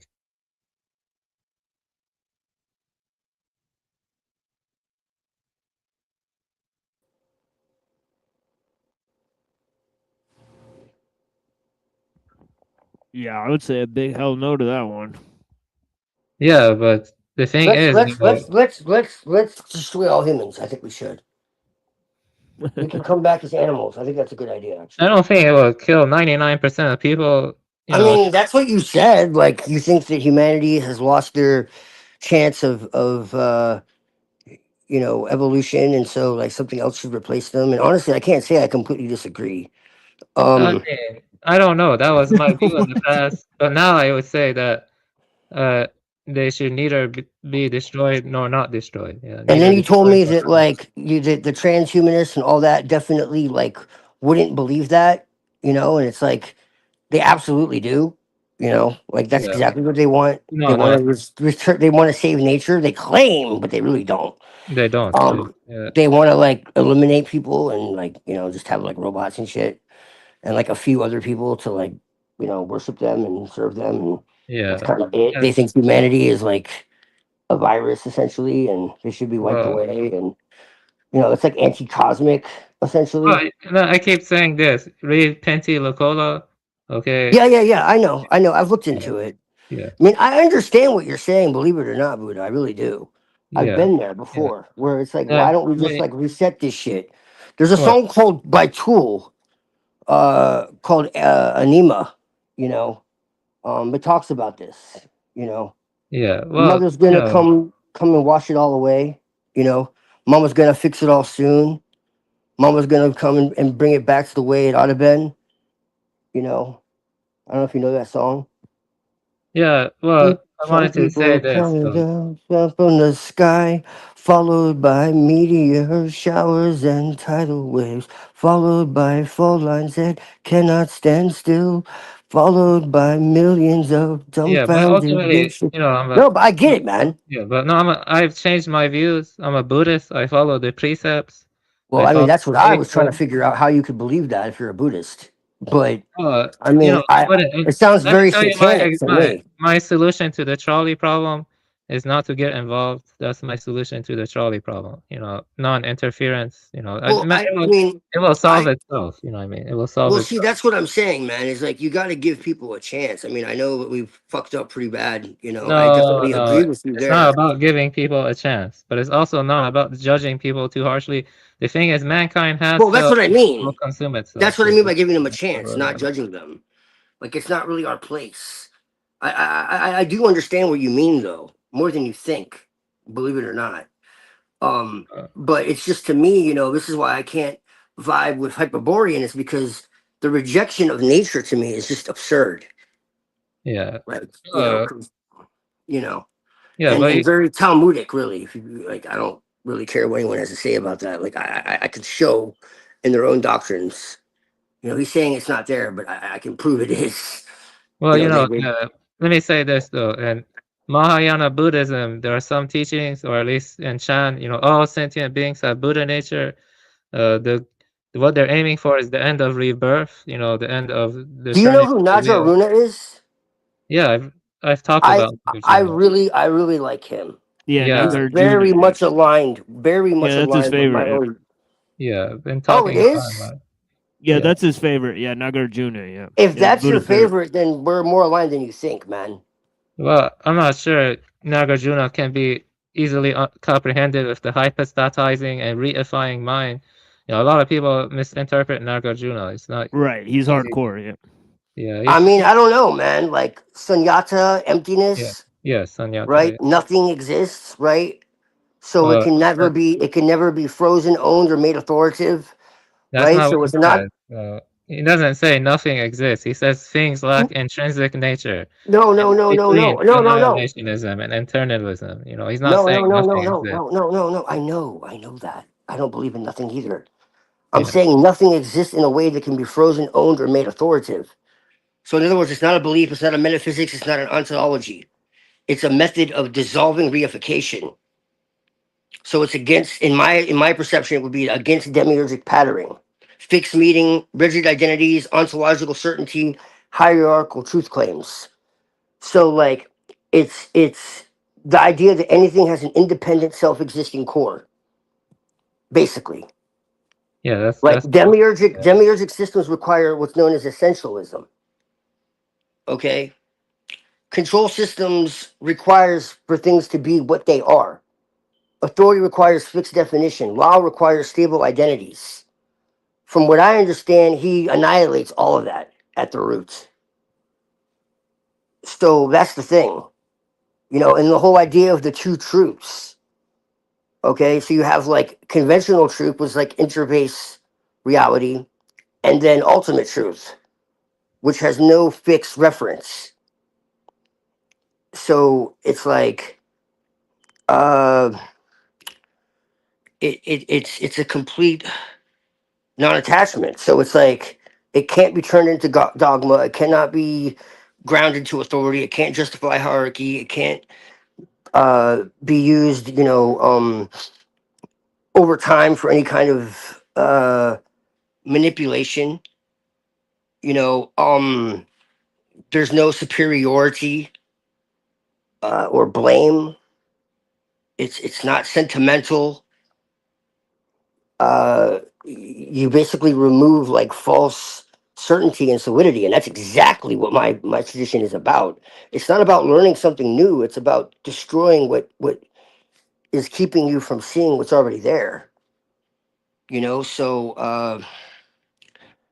it was like it's when you're seeing something that's provisional as an interface or as a system, or what Giorgiani, oh sorry, calls spectral, as an ultimate truth instead of just seeing it as a toolkit. you know um So it's not about denying reality, but keeping it from being weaponized into false attachments or authority, identity, control, whatever the fuck. So that's really like your favorite, and we're much more aligned than I realized. Yeah, I mean, Nagarjuna and Yogacara, they influenced the Lankavatara Sutra also. I read Siddharth's translation of Nagarjuna and Mike Cross. But the thing is though, it may influence your tradition, but Nagarjuna was still a Buddha. 100%. He accepted, the rebirth and eightfold path and Four Noble Truths in conventional manner. But you're right, the ultimate, the conventional versus the ultimate is beyond description. When this is a translation from Mike Cross, I did send it to you.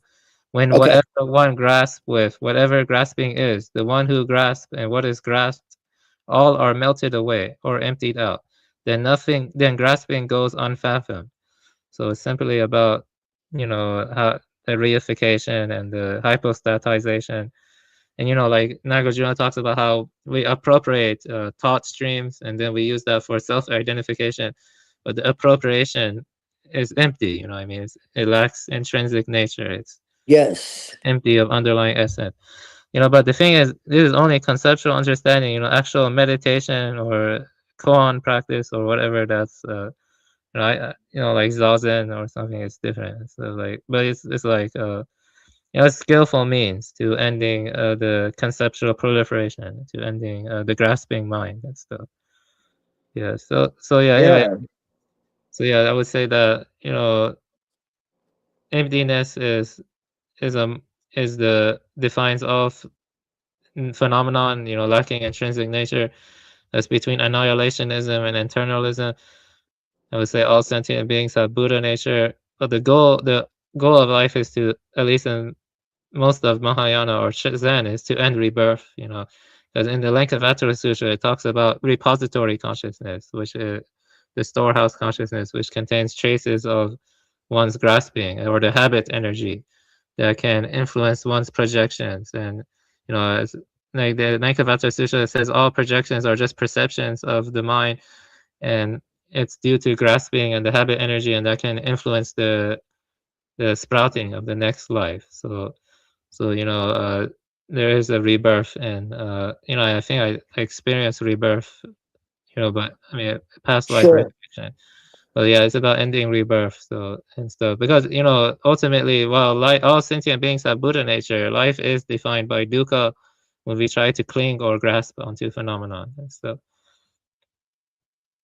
I actually did a short little chapter in my book about like the different traditions that I feel are aligned with my own tradition, and it directly comes up. So I it's funny that I never knew this. I don't remember you ever mentioning him before, which either I just didn't hear you or I don't know. I guess you didn't mention it to me particularly, but It's on my Goodreads. I gave you my Goodreads. You could go see all the right. books I read. Yeah, I My didn't look reading into. I read some of it, but I didn't get into all of it. Yeah, it's on my Goodreads. But yeah, so that's just very, very interesting to me. But I said Telestic Gnosis is best understood not as a spiritual tradition, belief system, or esoteric worldview, but as a mode of perceptual correction. It concerns itself with how perception becomes distorted, fixed, or externally governed, and how that distortion can be undone through embodied, repeatable, and reversible methods. From this standpoint, traditions are not judged by their cosmologies, mythologies, or moral claims, but how effectively they function as anti fixation technologies, systems that loosen reified identity, dissolve false certainty, and return the practitioner to grounded agency better than permanent transcendence or dependence. When evaluated through this lens, most religions and spiritual systems fail. They substitute one form of authority for another, replace external gods with internalized metaphysics, or generate altered states that cannot be integrated back into daily life. Only a small number of traditions remain consistently aligned with holistic gnosis, and they do so not because of what they claim to be true, but because of how they operate in practice. Okay. And yeah, this is This is where I mentioned it. Nagarjuna does not posit an ultimate reality, hidden essence, divine ground, or transcendent self. Instead, it targets a single processual error, the assumption that things possess. I'm gonna fucking pronounce this wrong. Swabhava, an inherent self-existing nature. Nagarjuna demonstrates through systematic reasoning that any claim to inherent existence collapses under examination. Importantly, this deconstruction applies equally to material objects, mental states, doctrines, and even the concept of emptiness itself. From a scholastic perspective, this is not philosophy for its own sake. It is a precision tool. By removing the possibility of final metaphysical anchoring, Madhyamaka prevents perception from crystallizing into belief. It leaves the practitioner fully capable of functioning in conventional reality, speaking, working, caring, deciding, while remaining unbound by the illusion that any of these conventions possess ultimate authority. The method is self-erasing. Once fixation dissolves, the tool is no longer needed. This makes Madhyamaka uniquely resistant to priesthood dogma and identity formation, and therefore deeply compatible with Telestic Gnosis. A closely aligned but more embodied counterpart is found in early Chan, Zen, before its later institutional and aesthetic elaborations. Early Chan rejected scripture, metaphysics, and systematic doctrine in favor of direct engagement with ordinary activity. Its insistence on chopping wood, carrying water, and responding spontaneously to circumstances was not anti-intellectual romanticism, but a practical refusal to allow insight to solidify into concept. Awakening in this framework was not a permanent state, but a functional responsiveness unmediated by fixation. What makes early Chan telestically aligned is its emphasis on immediacy without trance. There is no requirement for revisions, altered states, or symbolic elaboration. The body remains central, language is used minimally, and insight is constantly tested against action.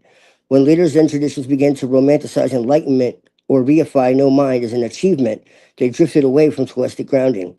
But at its root, Chan functioned as a daily life discipline for preventing perception from being captured by its own abstractions. Another tradition was strong scholastic alignment, though often misunderstood, is Dzogchen. Specifically, in its most austere formulations, Dzogchen is frequently portrayed as a system of luminous awareness, primordial purity, or innate enlightenment. But stripped of metaphysical ornamentation, its core practice is remarkably pragmatic. It involves recognizing when attention contracts around effort, identity, or goal, and releasing that contraction without replacing it with a new object of fixation.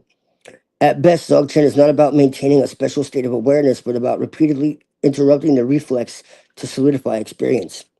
The instruction to leave it as it is not mystical passivity, but a refusal to interface with perception through conceptual manipulation. When practiced correctly, it produces clarity without disassociation and presence without inflation. When practiced incorrectly, it becomes a justification for bypassing embodiment or responsibility.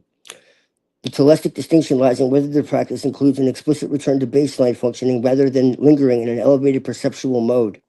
Outside of Buddhism, certain pre-institutional Taoist practices also align strongly with telestic gnosis, particularly those focused on Wu Wei as non-interference rather than moral ideal.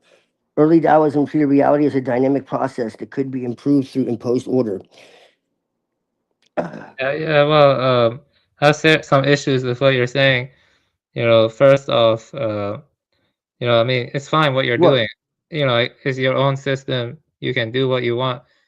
But what you're doing, you're appropriating, other traditions in a way that is somewhat disingenuous. Like Zen, they do have sutras, they do have a tradition. Same with Dzogchen.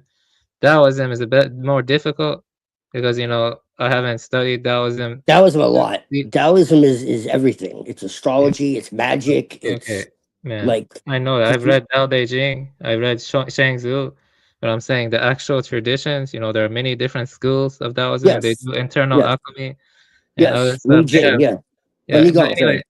But the point is that Dzogchen, I have a friend into it. He says it's important to have a guru or a teacher, and they work with them and stuff. But I'm not really into Dzogchen. But I was more into the Soto school and the Rensai school, and they have like sutras, they have practices, and they have a lineage of patriarchs, stuff like that. Well, I don't have access to that, man, or I would if I had access to it. Yeah, I mean, you can Google Soto's or Rensai Zen schools near me, and I'm pretty sure you can find maybe one or something. Like, have you tried that? Like, within your Yeah, but how like authentic are they You have in to look America, into man? the teacher and the lineage. Like mine was authentic in the sense that the teacher who gave them Dharma transmission, he did come from authentic school in Japan and stuff. Yeah, I You would gotta look need into the somebody who teacher. was authentically from Asia. Like I'm not gonna No, trust no, some the Westerner. transmission. You see, you know, you get Dharma transmission. Like their students practice under them, and then they get Dharma mind to mind transmission, and then they can like teach it in the lineage. Because the lineage move on. Like there have been like Westerners who have gotten Dharma transmission from teachers from the East. You see what I'm saying? Yeah, there have been a Yeah, few, but yeah. most of them are still kind of like put it in their own way. I mean, I read source text though, and I read books from actual masters and shit. So I mean, I do the best I can, with what I have. But I hear you. I do agree. There is like a certain uh what's the word I'm looking for? Almost power in having an actual lineage, an actual teacher. I do understand that. Um, there's a relationship there where like even having a teacher itself is a part of the practice. I get what you mean. I do. Even Yeah, though I've always been anti-initiation, when it comes to that, like it's a little different than like an occult, like mystery school or something. you're anti-initiation. Can you clarify what that you mean by that? I Well, think I mean, like magically speaking. Like I've been offered to go like into like Freemasonry or like different occult orders and all that, and I refuse. I just refuse. But like when you're talking about like Eastern traditions, it's a little different. No, I mean when you initiate and take up your vows, I do think it's pretty important. Yeah, but people Right. do that. So, yeah. Yeah. Yes, yeah. Yeah. Yeah. I've always been self-taught with everything. But I mean, if I had the opportunity, like I studied Tai Chi when I was younger because there was an actual master. Oh, wow. Yeah, yeah. So that's the one thing that I did experience that was authentic, and I love that. So I mean, I was young, but so I do know that it can be a profound experience. Um, but yeah, like I just make do with what I have, man. I would love to go to Asia, honestly, and like actually do it like that, if possible, like ideally. But I mean, I just you know use what works. It's just a matter of self mastery at the end of the day for me. Yeah. I mean, I respect what you do, but ultimately, I'm against excessive secretism. So I personally, hear you. I hear you. yeah, Well, yeah, it's just that Eastern and Western traditions like work very well together. If mhm, you look into Ben Bell Wen, she's a Taoist from China, and she incorporates like Western magical tradition and Taoism, and she gets into like why they belong together and all yeah, that. And yeah, she's absolutely fucking brilliant. She gets into yeah, like tarot and like Crowley and like all that, but she also knows like Taoism like inside and out. She's written a few books as well. She wrote I Ching, the Oracle. It's like 900 pages, or the I Ching, yeah. I and she's see. wrote books on like food, talismans and stuff. Yeah, she's brilliant. Yeah, You should but check her out, honestly. Like Ben Bell Wen. Yeah, and she gets into this, and she actually teaches as well. I actually thought about becoming a student of hers. It's just electronic, but I mean, technically, I didn't have the money before, but actually now that you mention this, now that I think about it, because she really knows her stuff, and like her she like gives people a book and like you're supposed to like fill it out, and that's like part of the teaching, and it's like it's intense work. She's like, look, if you're gonna learn, you need to learn. She brings together like all all these different diverse, uh, traditions, and she gets crap for it. But I agree with her that Eastern and Western traditions shouldn't be divided. I personally, because they work so well together. That's why, and that's kind of what Crowley did and Blavatsky did, and that's why people hate them. But I hate them too. Yeah, I know, and that's okay, But well, you see, I don't like the Western magical traditions. I It's know. globalist, and I don't like how. I think they are just as much to blame as the Edomites. Really, yeah. Well, the Edomites hijacked it. No, I don't know. It's a kind of symbiosis, I think.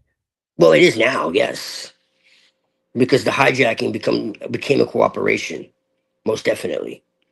Once the 1800s rolled around, it was a cooperation, but in the beginning, it wasn't.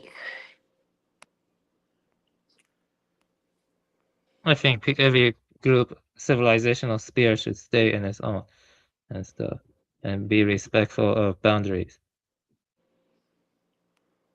Well, they don't understand boundaries. I mean, the demiurge is literally called a boundary crosser. The archons are boundary crossers. That's one of their titles.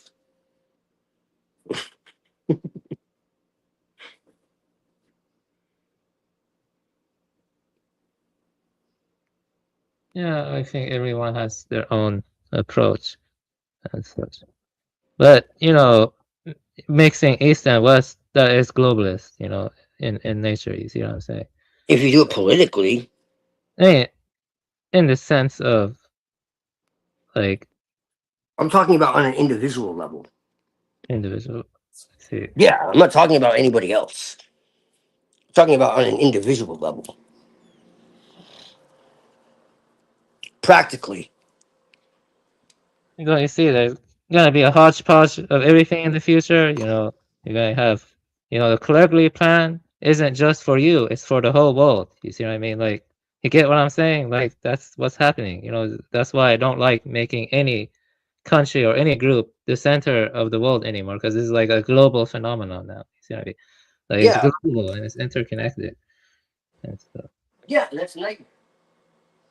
Man, it's a weird time to be living in. Ultimately, that's all I can say. It's a weird. Oh yeah, it is. But yeah, I'm not talking about anything for anybody else. I'm talking about on a personal, individual level. Practically. Yeah, I was curious. How old are you? Just curious. I just want to know. Not in an offensive way. I just want to know. So, just want to know. I mean, you don't have to tell me. I mean, I could tell you how old I am. I mean, it doesn't bother me. I'm just curious. I'm not asking in a rude way. You're not a woman, so it's fine to ask.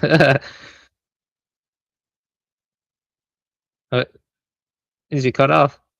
Well, I'm 36, so I'm 36. Yeah, I was just curious how old are you? Wait, can you guys hear me? I can't hear anyone. It's yeah, dang, I have to leave and come back. Yeah. I can hear you. I guess he just left. Yeah.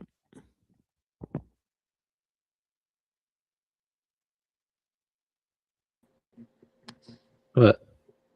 Can you hear me? Can you hear me?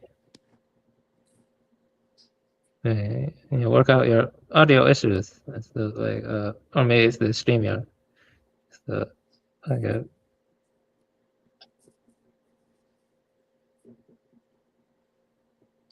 Yeah, I can't believe I'm up so late. So, can you guys hear Twilight? I can't hear it.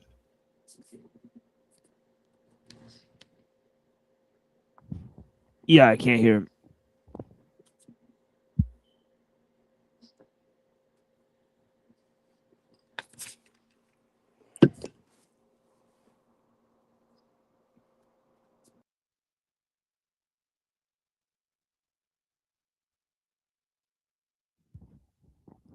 Why Wait, not?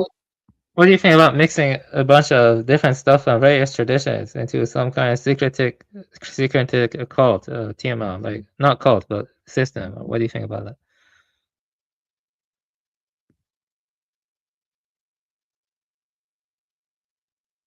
Wait, can you hear me? Yeah, I mean it's interesting.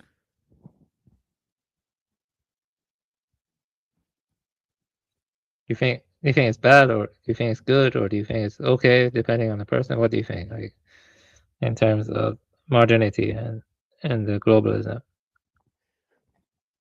Well, I think there should be a strong connection between culture and religion.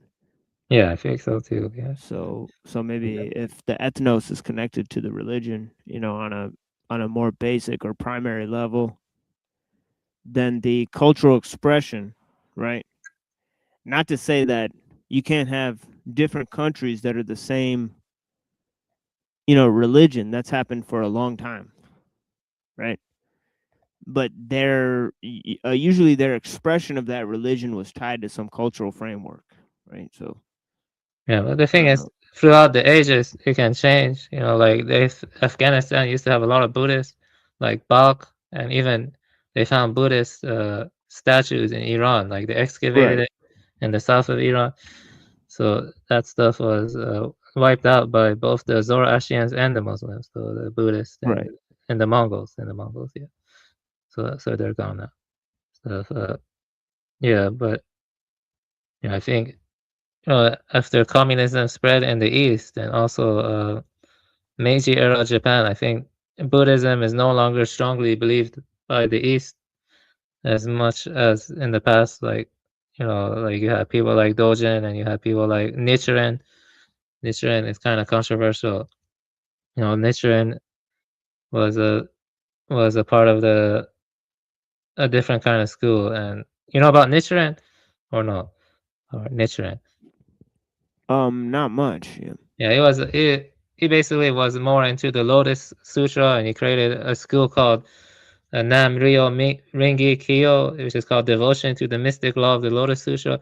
And he believed that the Lotus Sutra contained all the mysteries, and so they treated it with like doctrinal supremacy, and you know and he's kind of controversial among other Buddhists, you know, because he's very like all about reciting the Lotus Sutra and you know just waiting for a better rebirth. You know, it's kind of different from like Renzai or Soto Zen. It's the Nichiren Buddhists of Japan, and yeah, the Shingon Buddhists who are a little bit different too. So yeah, hey, what's all like? Can you hear me?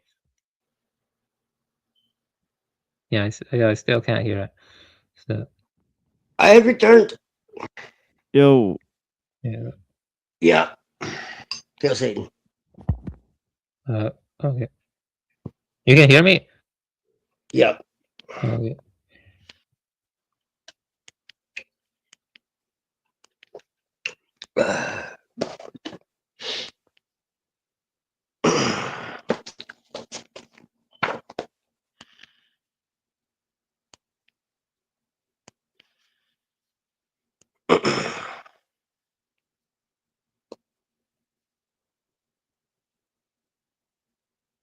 Yeah, you also have like Pure Land Buddhists in China who say Namo Abhidharma Buddha. Those guys are more about being reborn into a Pure Land and stuff. Those guys, they're pretty big in China.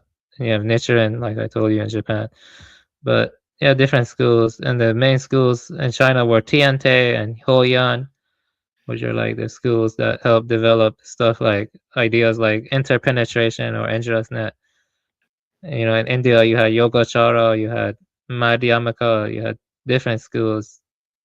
I think even Dharma Kirti was one. He didn't really get that popular. I think he grew in Tibet. And so, like Indian philosophy and the developments of it, and Chinese philosophical developments, they can be pretty vast in the Buddhist history.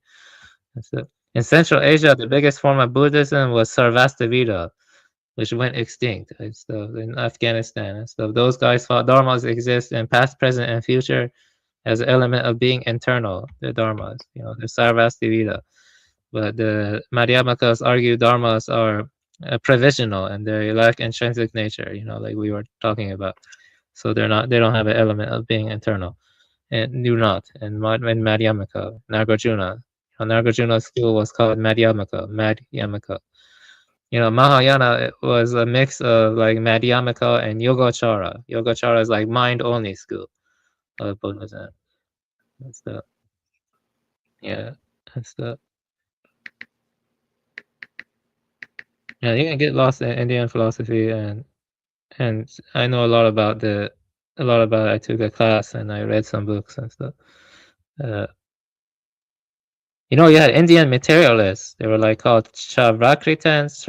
I forgot what they're called. They were kind of weird. They were very atheistic. Yeah, sure. Yeah.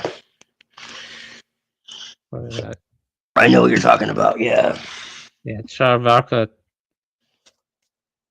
No, Indian.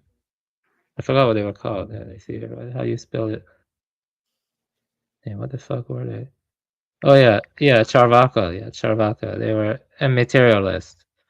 Yeah, and then you had, you know, like different schools of vendetta. Like, you know, we were talking about that, like Advaita or like, you know, the Devata, which is dualistic. Devata is dualistic, and you had Advaita, Visha. I can't pronounce that. Vishta Data or something. How can you pronounce that?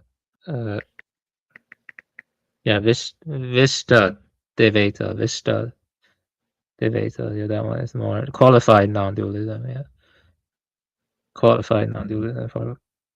Yeah, the East has its own philosophical legacy and stuff. You know, you can get lost in it and stuff. Yeah. I think the idea of repository consciousness is probably one of the most interesting ideas. Yeah. I think it has a lot of truth to it. Yeah. Yeah. I mean, memory is not in the brain. It's not in the brain structure. You know, it's in its own field. The interfaces with the brain. That's the kind of, and you know, the brain. You know, maybe, you know, it's kind of, that's why, you know, the idea, you know, like the analytic idealism of Bernardo Kastrop, he talks about dissociated boundaries in the field of universal consciousness, the mind at large, he calls it. But if there is like a field that prior to the projection of mind that is not extended, you know, that also, you have to also explain how where the memory is located prior to its emergence. You know what I mean? Like approximately speaking. So I think something like repository consciousness. Even Henry Bergson argued for an inverted memory code and stuff. He argued for an inverted memory code. So yeah, I don't think memory is like inside the brain. It's like stored in the brain. It has to be in like a, you know, field that is interface with it. It's the interface, something like that. You there, Twilight? Yep. Oh, I see. Sorry, just multitasking. Yeah. Yeah, so yeah, I don't know what to talk about now, but you know, I want to talk about that. You know, there are a lot of problems now. You can look at different ways: degeneration of tradition, loss of ethnos, loss of huh? What ethnos? It's degeneration. It doesn't exist anymore. Yeah. We lost our rites of passage. We lost. I mean, Yeah, we lost that's everything. my view. Yeah, loss of biodiversity. You know, when species are driven to extinction, it's irreversible. When species are driven to extinction, it's irreversible. Yeah, I mean they've, you know, 40% family. 40% of monkeys or primates are endangered. You believe that 40% of Yeah. primate species they're endangered? Yeah. We've done horrible things to monkeys. Don't even get me started with what the CIA has done. Like, a lot of people don't realize that. There are a lot of really terrible experiments.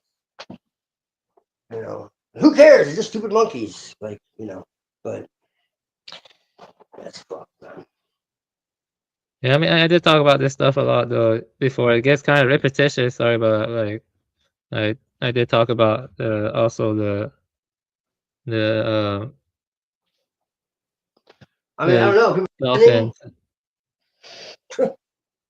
If Yeah. people aren't listening, it's not repetitious because they don't get it yet. Yeah.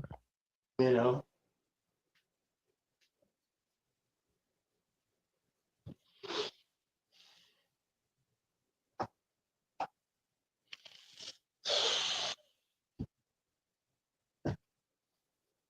Where's Bjerknes at? He's been saying a lot of wild shit. Yeah, I Well, can he's read. mostly right. He's mostly right. He's mostly right. It's just that you just have to understand when you watch Bjerknes that he's looking at things from one. He's a specialist. He's looking at things from one angle. So it's not that he's wrong. It's just that he's looking at things from one angle, and he's really good at looking at things from that angle. But that doesn't mean that's the only angle. That's all. So when he says that Jesus is Satan, he's telling the truth from that angle because that's what they believe. You know, that's not what Bjerknes believes. He doesn't No, believe any of it. he does believe that. Bjerknes is essentially like a pagan Yeah, he is or a a Platonist. Like he's closer to like me. He doesn't believe in any of the Abrahamic stuff. So yeah. that's not what Bjerknes. People think that's what Bjerknes believes. No. He's saying that's what they believe. He doesn't believe in Jesus or any of that. He's saying they see Jesus as Satan, and it's true. Yeah. That is what they believe. So, just for anyone who misunderstands, like that's not what Bjerknes believes. Well, That's he what believes that. He believes that Jesus was initially, a psyop. It was initially a psyop. That's what he said. Yeah, it is. The Roman version is. I mean, I completely agree with that. He's completely right. You know, my only addendum to that is that I believe that there was a real Jesus who did exist that has nothing to do with the caricature that Rome created. That's the only difference. It was more like a Buddha. You believe in Hermes Trismegistus? Is that what you're talking about? Yeah. I believe that there was a real Jesus that existed that was more like a Buddha, you know? Yeah, but my question is, and sounded alarm against the Edomites. And I think it's very important because he was antinomian and he sounded the alarm against the Edomites, which nobody else did. Are you saying Jesus was? Are you saying Jesus was Hermes Trismegistus? Yeah, you have. Yeah. No, but it's funny because people make that parallel. And I can understand why, to be honest. Believe it or not. Why care about Jesus? Like why? Like you have attachment. No, I think this is awesome. I think Jesus is awesome. Wait, I think he was an embodiment of the Christos, the Aeon of the Christos, which is an Gnostic idea, actually, that goes back further into the pagan mysteries. This is what's interesting and what people don't understand. The idea of the Christos is pre-Christian. Yeah, and Jesus actually fulfills. This is what's so interesting to me. When people talk about astrotheology and they're like, "Oh, Jesus is the Son," it's like, okay, yeah, but this is only like one part of it. No, this is important. The reality is that Jesus actually fulfills pagan prophecy more than he does Jewish prophecy, and that is one of the biggest suppressed truths I think in history. Reject. Okay, I have something to say. One cannot have two leaders, and I reject all prophecies. I reject all prophecies. Doesn't matter if it comes from pagans or if it comes from Jews. I reject all prophecies. Like you're saying he's a Buddha. Okay, he's not a Buddha. He's not a Buddha. He's not a part of the tradition. His teachings have substantial differences. I'm not saying that there's some like Hindus that say that he was like an incarnation of like Vishnu and shit, right? Yeah, I know about that. But the thing is, though, when you get deep into like Brahma Sutra, Upanishads, it's still different from Jesus too. Like those Hindus that say that, they're like treating him like an avatar or something, but it's not like central to their tradition. It depends on the Hindus. Right. You know how many schools of Hindus there are? There are like so many schools of Hindus. Oh Like, yeah, they're there's hundreds. I know. yeah, I know. yeah, but yeah, like Well, I'm not saying he's a Buddha. I'm saying he's like a Buddha. I didn't say he was a Buddha. I don't know what he was. He was a master of some sort. I do think he was important, and I do believe that his messages were twisted and contorted so that people either hate him without reason or love a version of him that didn't exist.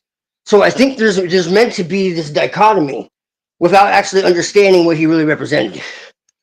And so I'm neutral, and I just personally, from my own experience, and especially my experience with the Christos, personally, out of body, and all that, I think he was real. And I think that he embodied the Christos, the aeon of the Christos, and tried to show people their own divinity, and tried to show them the power of love over fear. I think it's really that simple. Yeah, and that's what the allegory is about. Like it was dying on the cross, all that.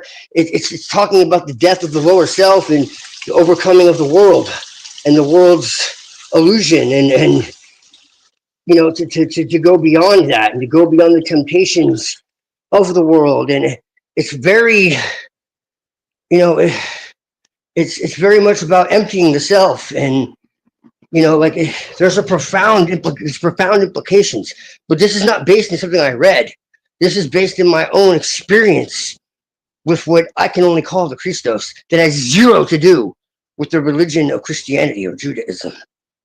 This is outside of that completely.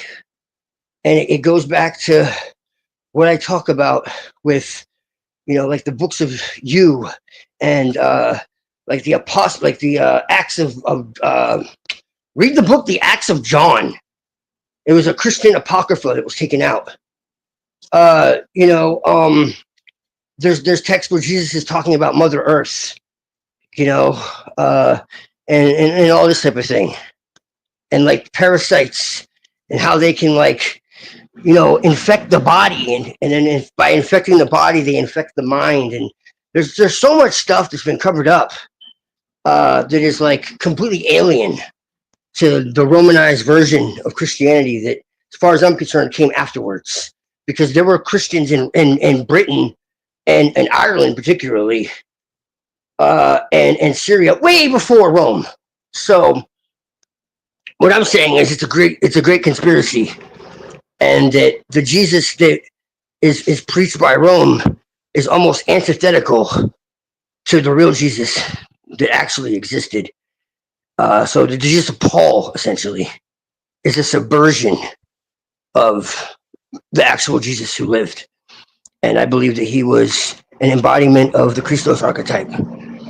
And that he was a man, but he became divinized. He became divinized. He became enlightened. And he tried to show the way. Yeah, but I have a question. That is a primordial way that all messengers and all, to put it in Islamic nomenclature, he was a messenger of Allah. And in Muhammad's view of Allah, like honestly, it's not Abrahamic from what we've discussed. So his interpretation of Allah is more in line with my interpretation of the originator than it is the Abrahamic God. Because we talked about this at length, and he even says that he thinks that the God of Judaism is the demiurge. So yeah. So, can I respond? But what's interesting, but what I'm saying is the Quran talks about how there are many messengers that are unknown. You know what I'm saying? Like, so yeah, I got you. I know. So that. this is the thing. Yeah, let me respond.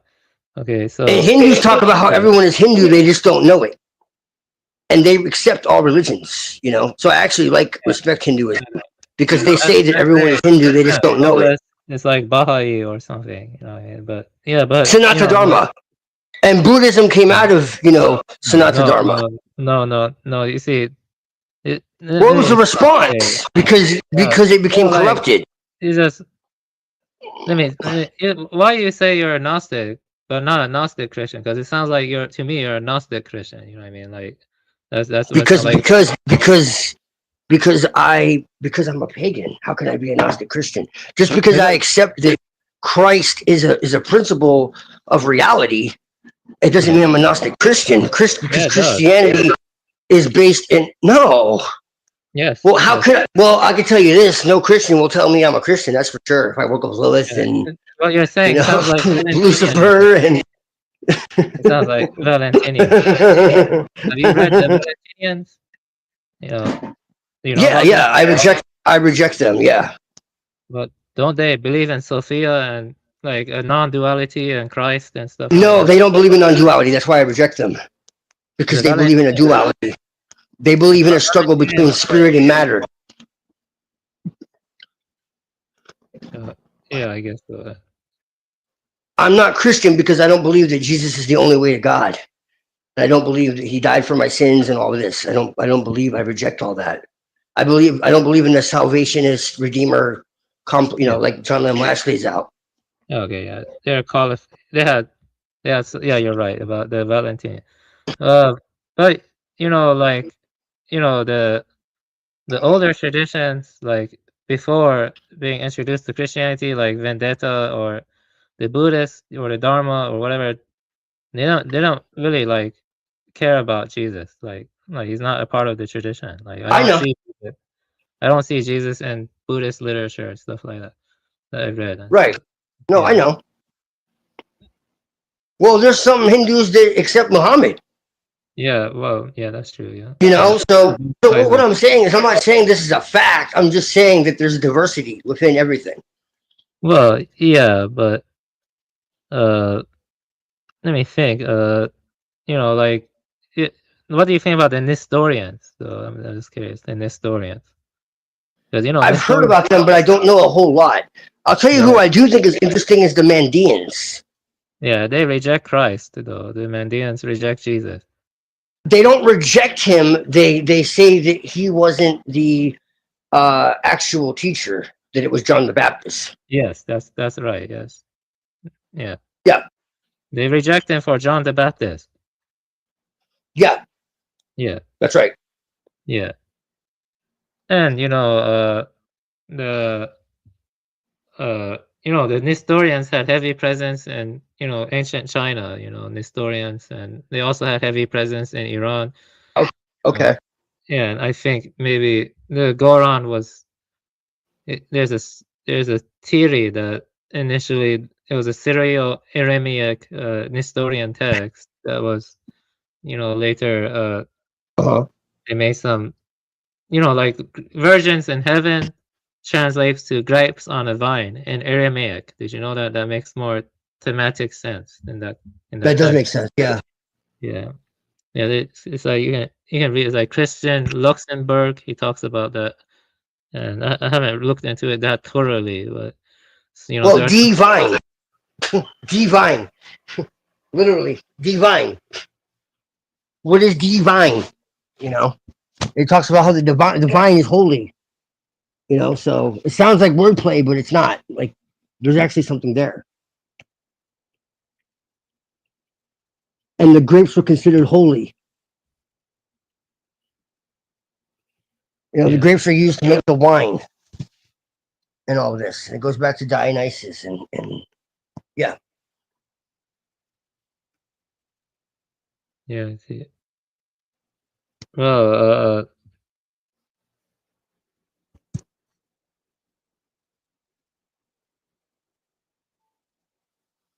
yeah, but yeah, don't get it twisted. I'm not saying that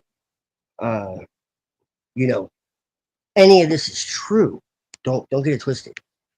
I'm just throwing ideas around and saying, look, people have come to an understanding of what they believe is God through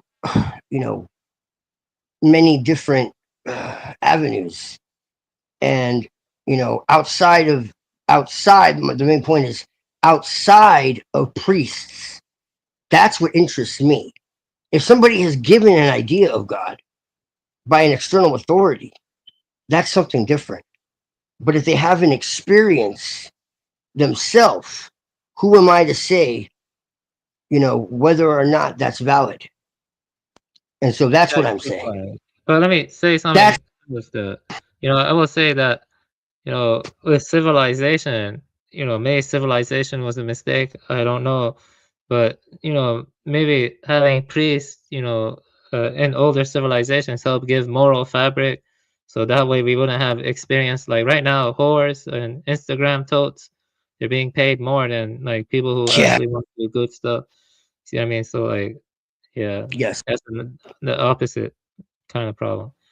I mean, like the new kinds of priests are scientists and liberals and who promote vice and they promote degeneracy, stuff like that, decadence. You know what I mean? Like, yeah. Yeah, Darwin became a prophet. Yeah. Yeah, like Baudelaire, like Baudelaire's poetry goes into that. So have you ever read Flowers of Evil? Oh, yes.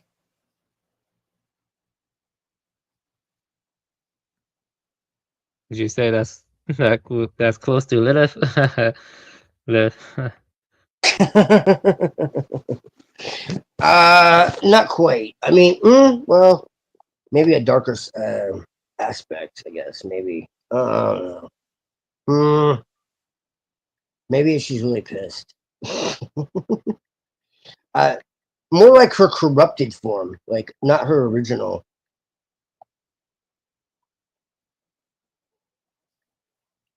Because, I mean, she was, turned into like this, seductress, succubus, vampire,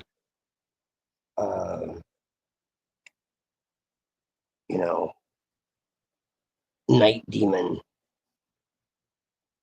But that's really not what. Yeah, I have a question for you, Twilight. But yeah, I guess in a way, yeah, I guess in a way, because like eroticism is like seen as cognition,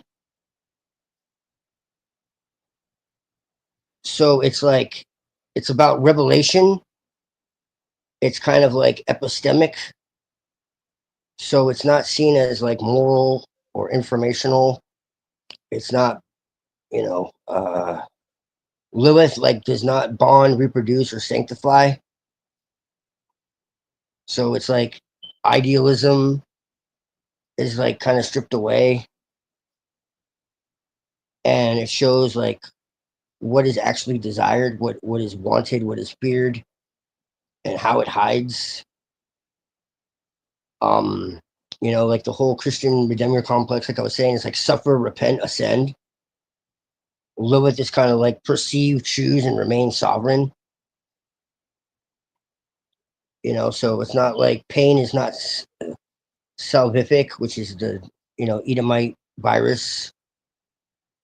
I can go real deep into that, and it has to do with why they abuse people and all this other crap. It's like no, it's nothing to do with salvation. Darkness is clarity. In the nighttime, like that's when desire stops deceiving itself. That's when hypocrisy dissolves. That's when the mask falls.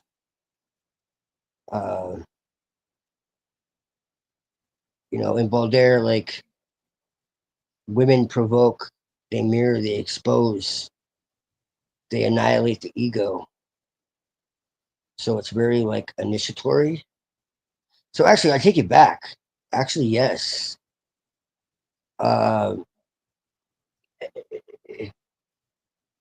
Because Lilith, like stripped of all the bullshit, is like a mode of orientation. And she dissolves like false alignment. She doesn't ask for belief. She doesn't install identity. and it's not really like decadent if you really pay attention. It's like anti-sublimation. It's not really evil. It's not like taboo for its own sake. It's not rebellion for nothing. It's not darkness. It's yeah, like if you see Lilith as the archetype, I guess Balder could be like the manual. So it's kind of like reminding people of what consciousness was before moral architecture, before the Redeemer complex, before desire was domesticated. So it's like stop lying about what you see when the lights are off. If you ever seen the movie Shadow Hours, I think it was called. It's a very good movie if you understand it as happening within the individual. That's why I love anime. A lot of people don't understand, and I'm sure you do. Is anime is the opposite of Western, media. Western media is all about externalization and about what is happening, externally to the characters and like the action and the constant like thrilling. I disagree about the art house films, like Ingmar Bergman or like Andrei Tarkovsky and Robert Bresson, Lars von Trier, stuff like that. Art house films are different. They tend to be better. I think they're more contemplative. Yeah. They're more Yeah. No. I know. I'm saying majority. Yeah, you have like Memento and like Stranger Things and all that type of shit. Yeah. But I'm saying majority. Yeah, no. Yeah. I would say majority of anime is like that too. The majority of anime is. Well, that's what I'm saying. Yes. Yeah. Where it's not really focusing on what's going on outside, but really what's going on inside. Well, it depends on the anime. You know what I mean? Well, some anime are trash. Most of them are trash. Well, like well- like Lucky Star or something. Well, yeah, I mean, yeah. Yeah. But I think that anime does it better than almost any other medium because it can function in a way that almost no other media can, where it can operate on multiple axes, like it, and it can like with most other media, it's all about like making everything look as believable or like I know what you mean. It can like be more everything is psychedelic. well like it internal can well it allows people to be like broken. It allows things to go wrong. It allows embarrassment. It allows humiliation. It allows like the inner self to be shown without contradiction or hypocrisy or some kind of like irony or joke. Like I said, like with Western media, it's all about looking your best. Yeah, If you well, accept, I would say manga though is a bit better, but I have I would feel like that's even better yet. Yeah, I think you would like Daisuke Igarashi, the guy who made Children of the Sea, Umwelt, and uh, Spirits in the Sky or something. He made a lot of stuff. I shared a little bit of it. It's very shamanistic. It's very shamanistic. What? You said Higurashi, and that immediately got my attention. Not Higurashi. Daisuke Igarashi. Daisuke Igarashi. I'll put his name on the chat. Favorite. No, it's not. I'm not talking about Higurashi. I'm talking about this mangaka artist, Daisuke Igarashi. All right, cool. Yeah, I'll definitely check that out. It's very shamanistic. It's very shamanistic. Okay. Yeah. I read a lot. He also has females and a kind. He actually does portray goddesses a lot too, and stuff, in some of his stories. And witches. Witches is probably one you would like a lot. Witches is about witches being shamans and communing with the spirits of the earth, and they have a great wisdom, and they can the kami everywhere, and it's very psychedelic too. Right. Witches by him is good. Children of the Sea is good. But there are others too. You have to torrent them though. But I think you would like Witches a lot. You can buy it, and Children of the Sea also.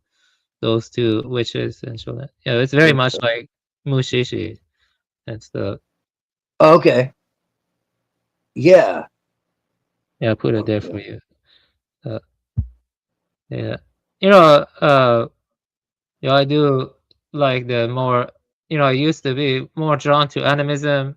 Like I don't know, a few years ago.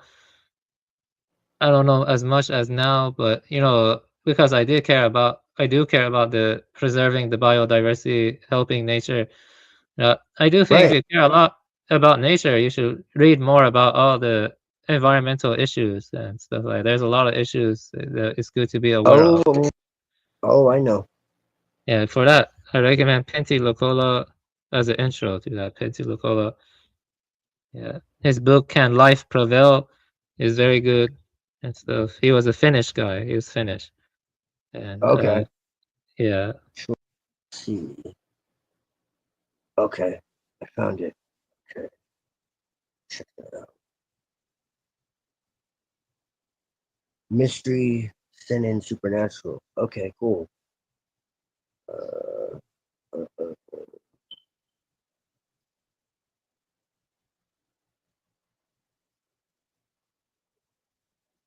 Yeah, this stuff is very psychedelic. You can tell by looking at the Google images and stuff.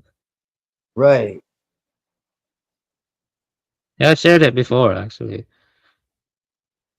Okay, I added it to my list. Witches. Okay. Witches. Mark. Okay.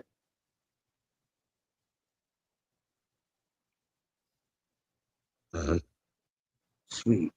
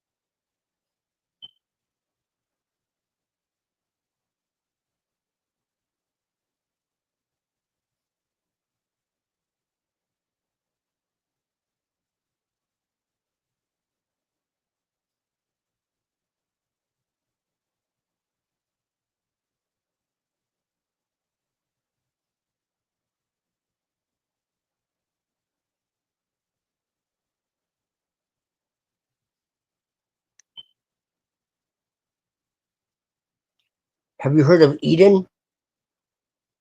Yeah, isn't that like sci-fi stuff? Yeah, it has an element of sci-fi. Yeah, that's that kind of stuff. I'm not interested in at the moment. Yeah, I know about it though, but I'm not presently interested in that kind of stuff. Personally, It's right now. pretty wild. Yeah, I can tell. Like I knew about it. It's very cyberpunky and augmentation stuff. Yeah, it's pretty grotesque and stuff. Right. Like, Well, I mean, yeah, it can be. Yeah. But there's a reason for it, though. It's not for nothing. Yeah. I mean, I'm not saying stuff like that is bad. Because Right. I've read and watched a lot of sci-fi stuff too. Have I told you I have like a bachelor's degree in neuroscience, a bachelor's degree in computer science, and a master's in robotic intelligence? Like, did you know I have like 3 degrees? Yeah, I remember you mentioning it. Yeah. No, it has a very Gnostic like spin. I mean, it's like not the type of Gnosticism I accept, but it's still interesting. Yeah, of course. Yeah. And it gets into like it has like a worldwide pandemic. It's pretty and then long. there's like, yeah, no, it is. It just came back to my mind. I started it a while ago, and I just realized like I need to return to it. It's. Have you seen Textualize? Have you seen Textualize? Oh yeah, that is pitch black. Yes. That's pretty good. Yes, Yeah. that is a perfect. That is a perfect example of what they want to do and what's going on. So And I've that's been like watching 20 plus Shiki. years ago now. So I've been watching Shiki based on your recommendation. I'm halfway through it. It's not really drawing Yeah. me in. It's not drawing me in as much. It's not bad, but the characters are kind of annoying. So I mean, Summertime Render is similar. Because it has like imposters. I want to watch that. I haven't watched it yet. I'm going to. I like that one a bit more than Shiki so far. Summertime Render. Yeah, it is similar to Higurashi kind of also. I like the local communal setting and the rural environment in Shiki a lot. But man, the characters are kind of slow, like they're kind of dense, like it's okay though. I mean, I suppose maybe a little bit. Yeah, man, I'll finish it though. I'll finish it though. I like the story. Yeah, the vampires are cool. The vampires are not purely evil. I can tell that. They're more right. Yeah. Yeah, that's well. That part is well executed. I can see that. Yeah. Yeah. I'll be back in 2 minutes. 2 minutes. I have to go use the bathroom.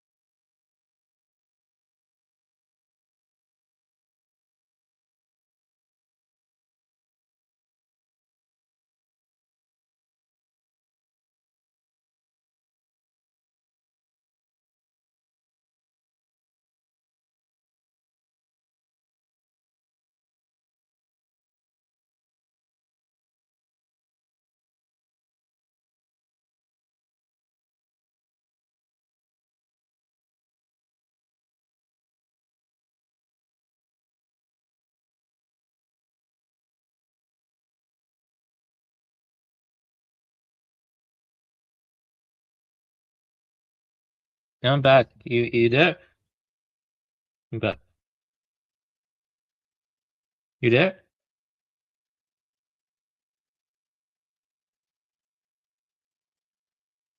Or you went to sleep? Yeah. You there? Anyone there? I guess I'm the only one here.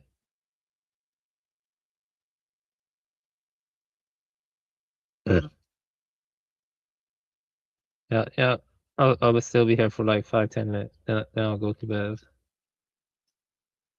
Stay up late. Yeah, I'm here, but pretty tired. Yeah. But yeah, I think Pretty tired. Neuro's gone for sure. Yeah. Yeah. Yeah, I have a lot to read and stuff.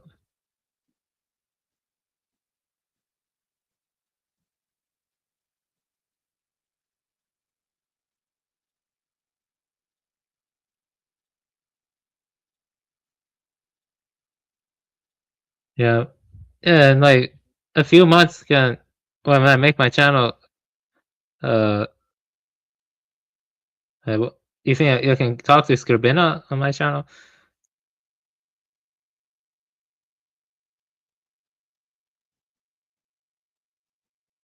Maybe I have to make my channel again. Yeah, at some point we can talk to him. Yeah, for sure. Yeah, I shouldn't have deleted my channel while drunk. I think it would have had many views by now because that one video I was talking about that only had 20 views. It has 1.6 million views now. Oh, I was talking about it when it had only 20 views. You believe that? And now it has 1.6 million views. I think so. You believe that? It's about the Japanese birds, the Japanese tits, and their grammar and their language, and so their basic syntax. I was talking about that when I only had 20 views, and now it has 1.6 million views. And maybe I had bad karma or something. Yeah.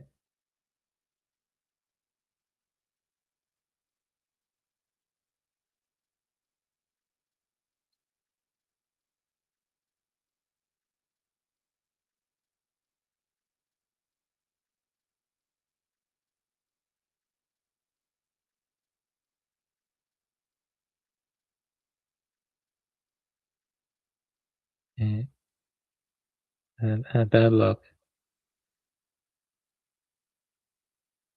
Can't even get a shot. It's okay.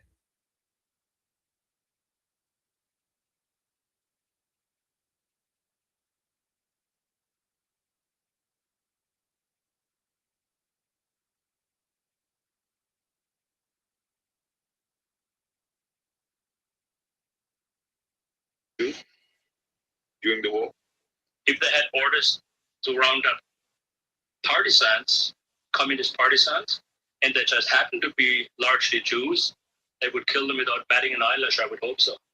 Because the rule was that people that were encountered being partisans were to be eliminated, just like Israel does with the Palestinians.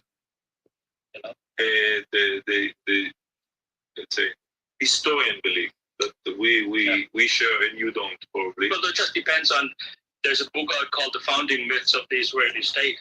I've got an article here by Yehuda Bauer, Auschwitz, The Dangers of Distortion, in which he talks about the founding myths of the Israeli state and the early Zionists that inflated the numbers in Auschwitz. And now, embarrassingly, they have to reduce them from 4 million to 1.1 million or 1.5 million, depending on whose lies you want to believe. So you are a state that is also founded in myths. And one of the myths is that you are the persecuted people, you know. I'll tell you that the Jews inflicted as much pain as was inflicted on them. You have no copyright on pain. What can you tell me a little bit about the pain that we inflicted on others? Ilya Ehrenburg, the Jew, whose papers were turned over to Israel, even though he was the Soviet Minister of Propaganda under Stalin, was responsible undoubtedly for the rape of millions of German and East European women and the murder of hundreds of thousands of German soldiers. Now, if Tom Metzger in the United States, a right-wing propagandist with a little newspaper of circulation 4,000, can be dragged into court and held responsible for one murder that somebody committed who read his newspapers, then I hold Ilya Ehrenburg, the Jewish propaganda minister of the Soviet Union, responsible for all the murders and rapes committed in the name of that regime. That's the way it is. By the way, I interviewed him. Did you? Mr. Metzger. What time? About 4 years ago. Right. 4 years ago. So, but you're taking an example of one Jew happened to be a minister in that is being a Jew had anything to do with what the Russian did to the German during the war? Absolutely. Stalin wasn't the Jew, you know. No, but his entire regime, the Bolshevik regime, from the word go, from Trotsky, Bronstein, the Jewish community worldwide has never yet faced the music for this murderous regime that they unleashed on the face of the world. You believe that the regime was a Jewish influenced regime? Certainly. You know that the irony is that he killed later Stalin killed many of those Jews. So what? During the Slansky trials in Czechoslovakia, a Jewish judge sent the Slansky brothers to the gallows. You know, there's lots of times when Jews kill Jews. Jews are not, you know, this is a Gentile fallacy that Jews stick together like birds, that you don't have internecine strife, you know. I mean, Jabotinsky and Menahem Begin didn't get along, and others didn't either, you know. So Jews are not about not killing Jews, right? Power is about power, you know, whether you're the Stern Gang or somebody else, and murderous thugs are murderous thugs. Do you yourself hate Jews? I don't hate Jews, no. I dislike intensely their parasitic nature and actions in the world, I do. In any way you think that they are inferior than you? Less skilled? Are they less intelligent? No, there are many Jews that are far more intelligent, far more skilled than I am. But when it comes as a group, when we're talking about group morality, they are certainly found lacking. They are hypocrites to a degree with chutzpah that staggers the Goyish imagination. Once you're wise to the parasitism reflected, for instance, in these books by Nahum Goldman of how they pulled the wool over the European eyes and got the Germans sucked into the reparation racket. Here's the president of the World Jewish Congress, man, spilling it all out. Here are the West German reparations to Israel. This is, I just want to visual, that's a booklet, that's a Nahum Goldman, the Jewish Paradox book. Jewish Paradox. This one here is one of the most amazing books by Tom Sagan. The Israelis and the Holocaust by Tom Sagan. Tom Sagan. What did you learn from, I know him very well. Yeah. What did you learn from that book? What a despicable liar, for instance, Menahem Begin was. That Menahem Begin ran around Israel election campaigning, talking about how he saw his father shot by the river Buk, how the river was red with blood, and then his sister is being interviewed, and she says, Menahem was already gone to the Soviet Union by that time. He wasn't around to see anything. In other words, here's the Prime Minister of Israel, formerly on a wanted posted by the British for being a cutthroat gangster, lying his face off to the people of Israel, agitating them, abusing them. And that's the caliber of leaders that I'm afraid have to give no moral lectures to German people, whether my generation or my father's generation. That's, I see that you have a Mossad file That's right. Also, I want to come. So you think that Ilya Ehrenberg is a special case? Let me give you the case of another Jew, Solomon Morel. 60 Minutes to the show on him. Now, John Sack is a Jew from New York. He wrote this book about this Jewish murderer in Poland that was in charge of a concentration camp after the war. Reporting in here how he would beat with table legs these Germans that were under his care to death because he says they killed my parents in Auschwitz. First of all, the jury is still out if they really did kill him. How the hell did we know? Did he know that? The fact is that here was a Jew who had power over Germans. The war wasn't even over when he began his work. And he committed these crimes that in Poland, in this little town where he did his evil deeds, there are over 540 death certificates that he issued himself for people that died in his camp and he was there. Now, the West Germans know that he lives in Tel Aviv. 60 Minutes found him in his apartment in Tel Aviv. Here is the documentation by another Jew. Is there any extradition going on? Do those hypocrites from the B'nai B'rith that you just saw about war crimes talk about that case? Of course not. You see, this is the problem. That's why I say that the hypocrisy is the hallmark of the modern Jew. He talks out of both corners of his mouth that he wants to persecute Nazi war criminals to the end of time, but will not extradite or go after Jewish war criminals. We had two members of the Knesset come to Toronto in 1967 or 68, bragging in a local synagogue that they were the ones that supplied the poison to poison thousands of SS men who were disarmed and prisoners of war. Their heroic deed was to poison these SS men. All right? They became members of the Knesset. Their names were known to the Jewish community. They were on the front page of the Toronto Star. Did the Canadian RCMP investigate that kind of a war crime? These were men that they murdered. They appointed themselves judge, jury, and executioner. just to understand your point of view, that's why I wanted to come here. And let's talk about the history as you look at it. SS, for example, which you just mentioned. What or Germany as a whole? What is in your estimate? And then explain to me how did you get to it? How many Jews really died by German hand during the war? In your estimates, after you concluded what you concluded, what is the bottom line really? Okay. First of all, then let's reel back to the policy. You see, part of this Holocaust problem is that we always start by discussing what the Germans did to the Jews, why Hitler came. The analysis doesn't even go to the point why Hitler came. Why did Hitler convince the majority of Germans to vote for him and to be loyal to his regime? And why this phenomenon that when Germany was lying in ruins and smoldering, burned from end to end by this Allied genocidal bombing campaign, did the German population not turn on its leaders and hang them themselves? There's not a single instant where a German leader of the National Socialist Party, regardless of how bad the war went for them, was ever executed, shot from behind, taken to court, strung up in a village square. Absolutely nothing.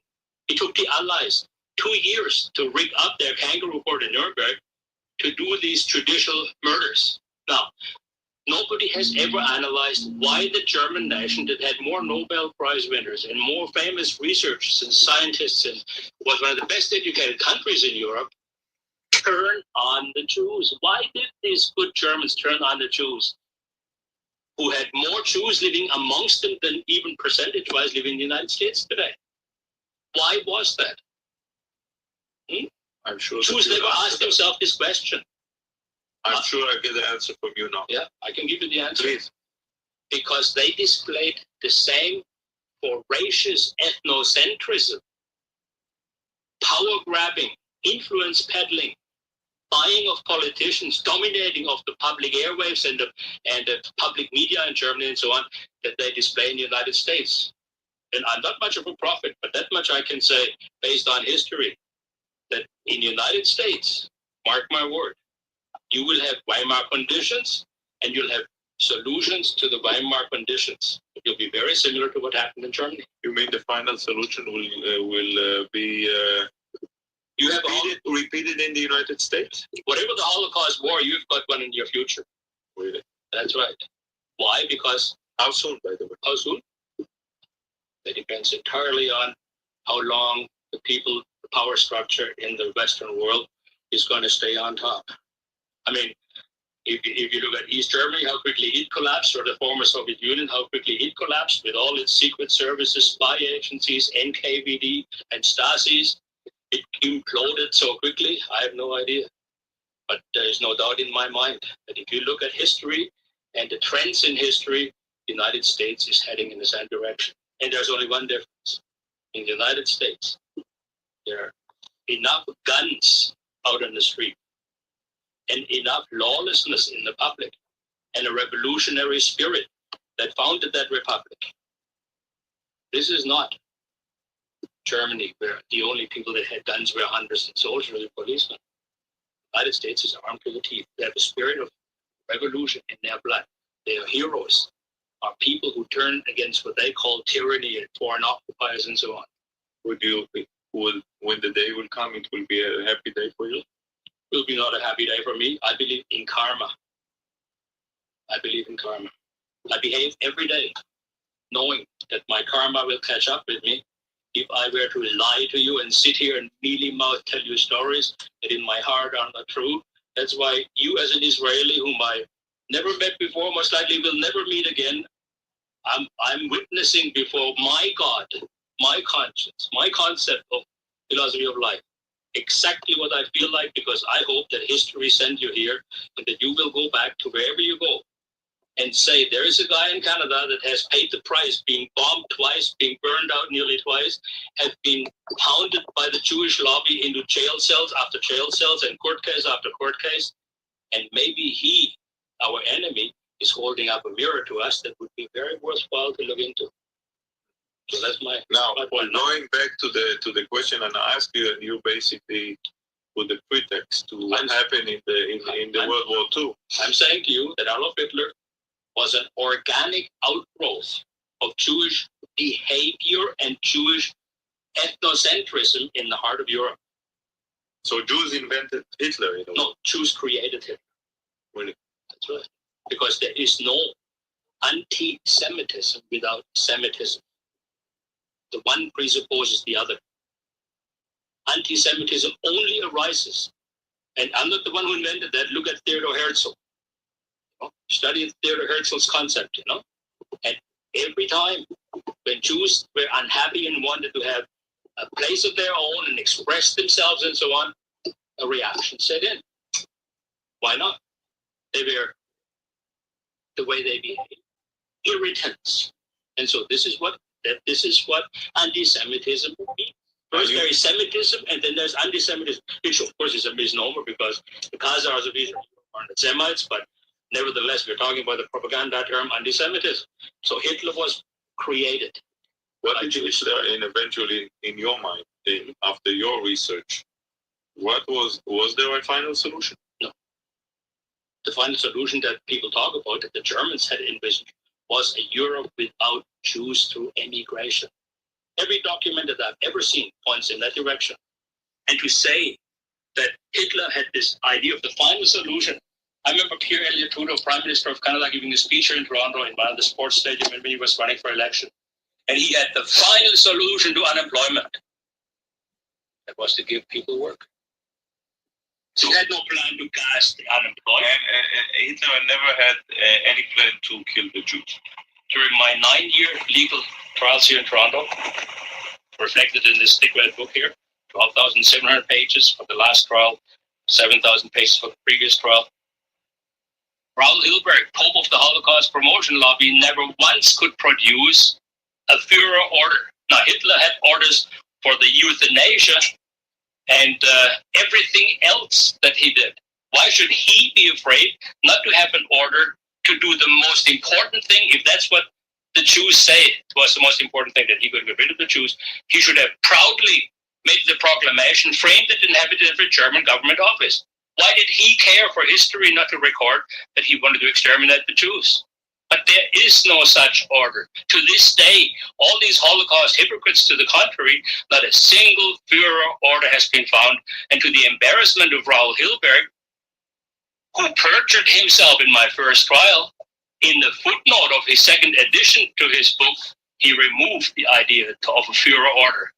There was no order. There was no order, no plan, no budget for the operation of killing Jews. So how did operation of killing the Jews happen, or did it?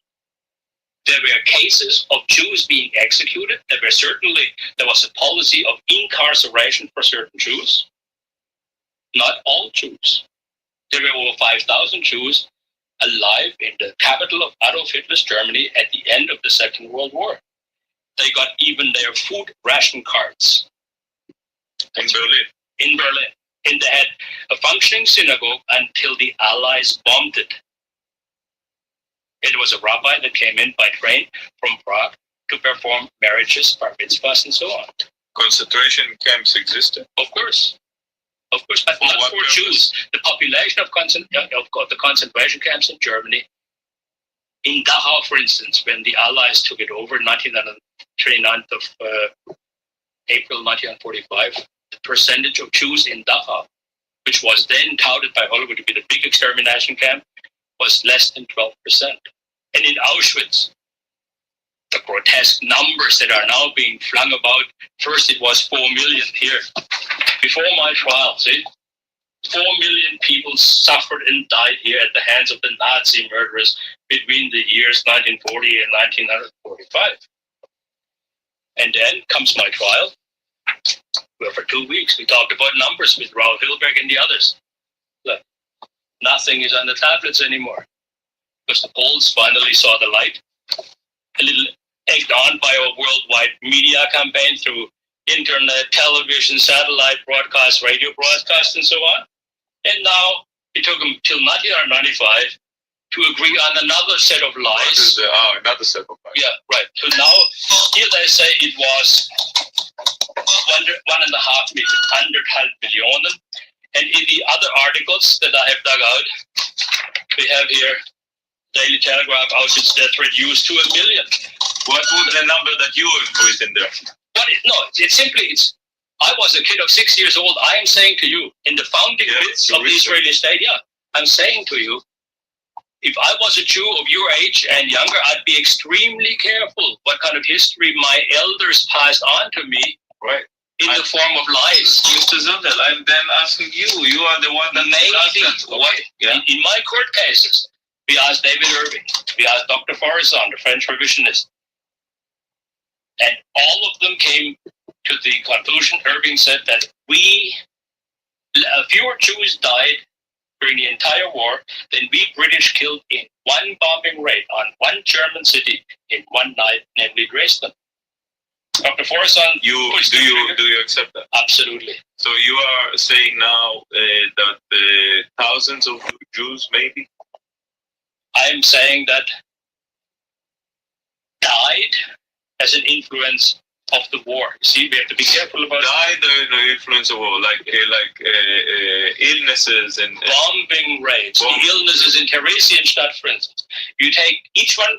If you have the time, we can take each case at a time. Take, for instance, Theresienstadt, the large ghetto, basically, the city created by the Führer for the Jews, where he taught them how to have their own state, because Jews didn't have their own state before, And so the nice things that the Nazis did for the Jews was that they trained in the Swabian Alps, where I come from, in special camps, Jewish people in farming, in cabinet making, and so on, professions that they by tradition didn't have, but which they needed for their state. So Hitler, in a way, helped the creation of the Jewish state? There's a book out called Adolf Hitler, Begründer Israels. Well, that's because I understand the theory was always, if there wasn't a Holocaust or it wasn't World War II, there wouldn't be a Jewish state, because all of those immigrants went to Israel, and there was another enormous pressure on the international committee to permit the establishment of the state of Israel. But you say something else. I'm saying the German policy only made the Israeli state possible. And there's a. You are saying also that if Hitler would been alive, he would, for example, permit the existence of a Jewish state. Maybe not in Israel, but someplace else, because the Israelis historically, with 82% of the Israeli population not being Semites but being Khazars, converted to Judaism 800 years after Christ. So and later, there is a chance that Hitler would have recognized the Jewish state. Of course. It's the collaboration, as outlined in this book, The Transfer Period, by a Chicago Jew called Edwin Black, details the collaboration between Adolf Hitler's Germany and the early Zionists. The Zionist movement only got its tremendous influence and power in the Jewish community thanks to the role that they played in collaborating with Adolf Hitler. You didn't answer me at least the bottom line question about Auschwitz. You went to the Theresienstadt, but just let's conclude Auschwitz. You have so much research about it, and you have files on file. What was the number that you concluded that is, we'll say, credible? How many Jews died at Auschwitz? Yes. Less than 20,000. In all these satellite camps, including Auschwitz, and they died not of gassing. There was not a single gas chamber in all of National Socialist-dominated Europe, because the killing method of executing with the criminal spies, traitors, saboteurs, whatever, in Europe, in every Gentile country in Europe, never ever historically was gas. The only nation that ever had this fetish of gas chambers, which is the most complicated, idiotic, and expensive way of killing people, was the United States. What about all those gas chambers that we found later after the war in Auschwitz, in Treblinka, and other places? Okay, Dr. Piper, the curator of the Auschwitz Museum, was interviewed by my young Jewish friend David Cole, who is a Jewish revisionist. Yes. On tape, Dr. Piper admits that the facilities that they're showing there were reconstructed after the war by the Soviet Army and the Poles.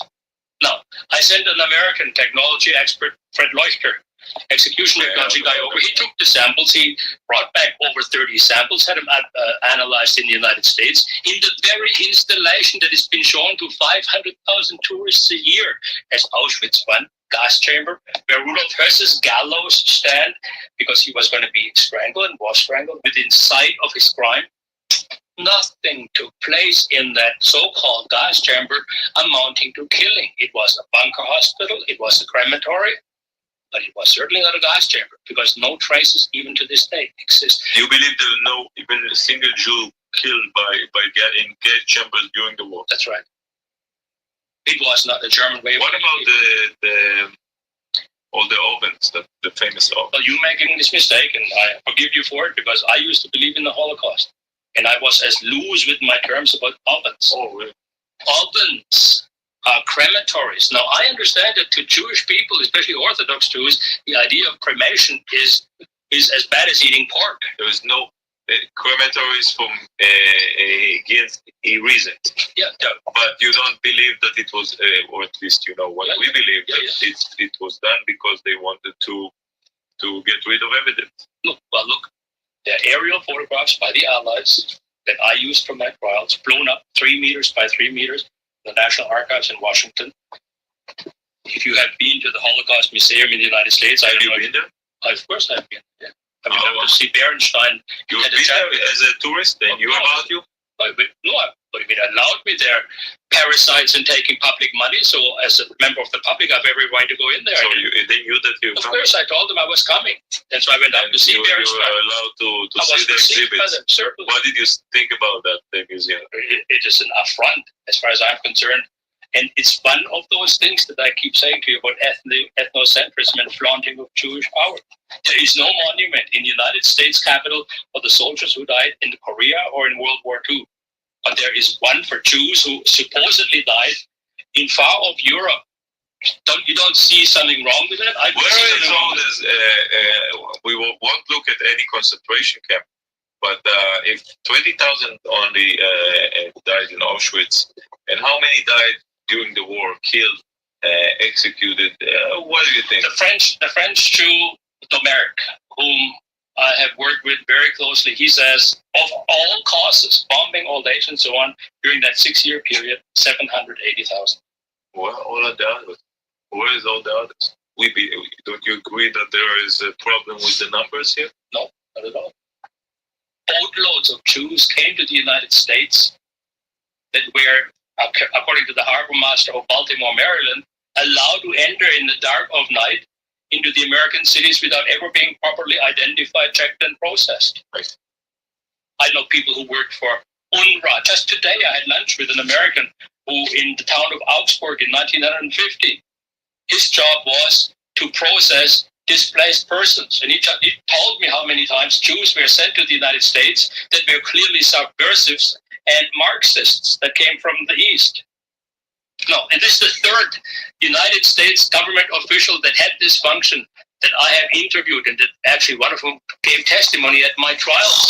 So you see, if Israelis and young Jews, regardless whether they are from Israel or come from here, don't begin to probe into the shibboleths and these fanciful claims of their own Holocaust lobby, then they're going to be like computers.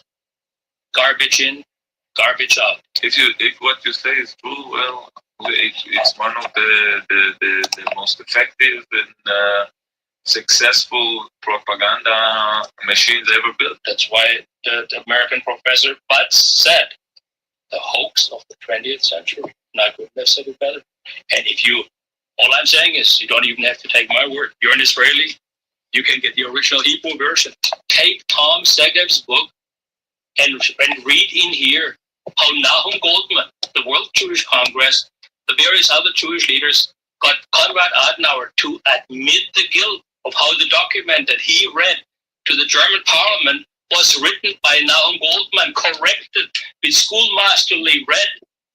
The arrogance of these people to dictate to the Germans this policy, and the German nation was saddled since with this. I bet that Mr. Segev will Shiver. It's a gold mine. Will shiver. It's a gold mine. If you hear you using his book. I have used Tom Zegev's book over the airwaves in the United States in radio programs and TV programs, in public lectures, because Tom Zegev gave to the world something that the Americans and the Germans and the British don't have access to yet, but thanks to Tom Zegev and Israeli laws we do. And that is that in your country, the diplomatic papers are open for public scrutiny after 20 or 30 years. In America, they're still not open. In Germany, they're still not open. I understand why, because the German government, they behave just like Judenrechte in the ghetto, except the other way around. They saddled the Germans with this horrific guilt problem for which the Germans have nothing to be guilty of. I heard that you still celebrate Hitler's birthday. Every 20th of April, come rain or shine. Yeah. If you can celebrate that. If Jews can celebrate Menahem began, and Jabotinskis and Shamirs, if they can celebrate their birthdays, boy, I'll be damned if Adolf Hitler is not going to have his birthday celebrated by myself. Adolf Hitler was one of the most gifted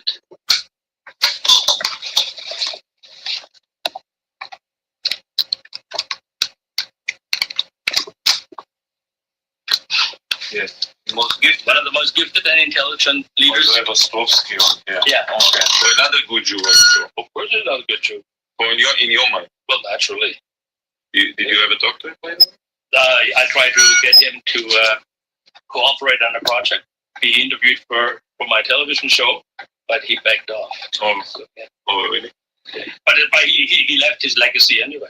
Oh, so you use his legacy? Of course I do. That's right. So Hitler was one of the most gifted and the most sought out and wined and dined leaders in German history.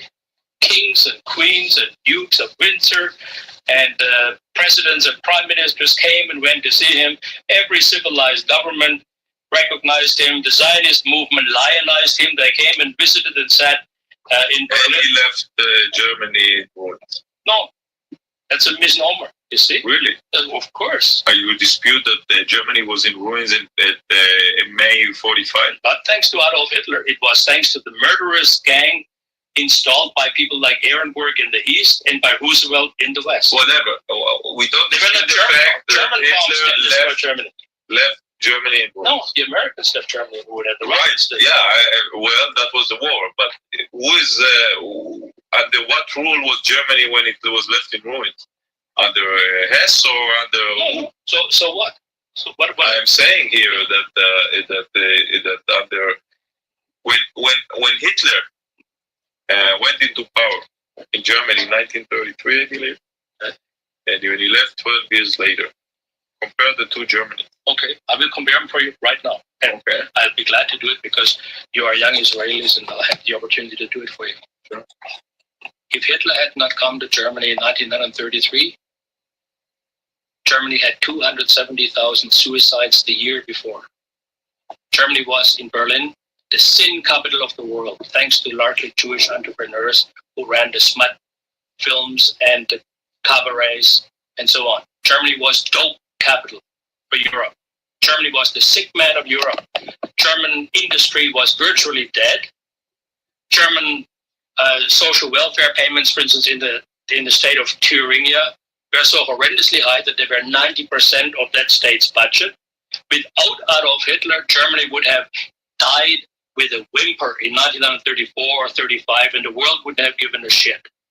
Okay, so Adolf Hitler saved Germany, and I am a child of Adolf Hitler. I would have never been born if my dad, my father, hadn't gotten a job thanks to the genius of Adolf Hitler. And millions of other Germans would have not been born who today dump on Adolf Hitler.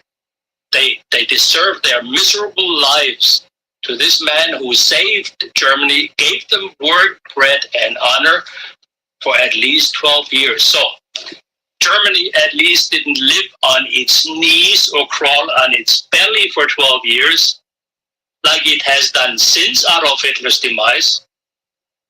At least he gave the Germans 12 years of liberation and freedom. Now, you can immediately smirk and say, but what about all the concentration camps? What about all the concentration camps? Every other country in the Western world resorted to concentration camps. Israel does exactly the same thing. I'm talking about 20 million. You're talking about the people that he saved. I'm talking about 20 million. How many Germans died in the war? 10 million. 10 million. 10 million. So, you're talking about to defend your freedoms, today it's 100 million people. To defend the freedom of 100 million people sometimes is expensive. So the idea that 10 million Germans died in the war at the hand of Germany's enemies. I just came back from the meeting in Wehrmacht soldier. Mm-hmm. In can tell you exactly where. Mm-hmm. In Kitchener, in senior citizen near the club, or the German club, one of the clubs, and we talked a lot about his experience during the war. He's 82 years old, still shoveling snow like he was 50. Great looking man, and and we talked about his experience in the war. He was serving in the Wehrmacht. He was injured twice, and he told me, I believed in Hitler. The situation was horrible when he was elected, and he gave us pride. But he said whatever he did during the war was crazy. He died crazy, he said. That was our biggest mistake. Okay. Now let me ask you.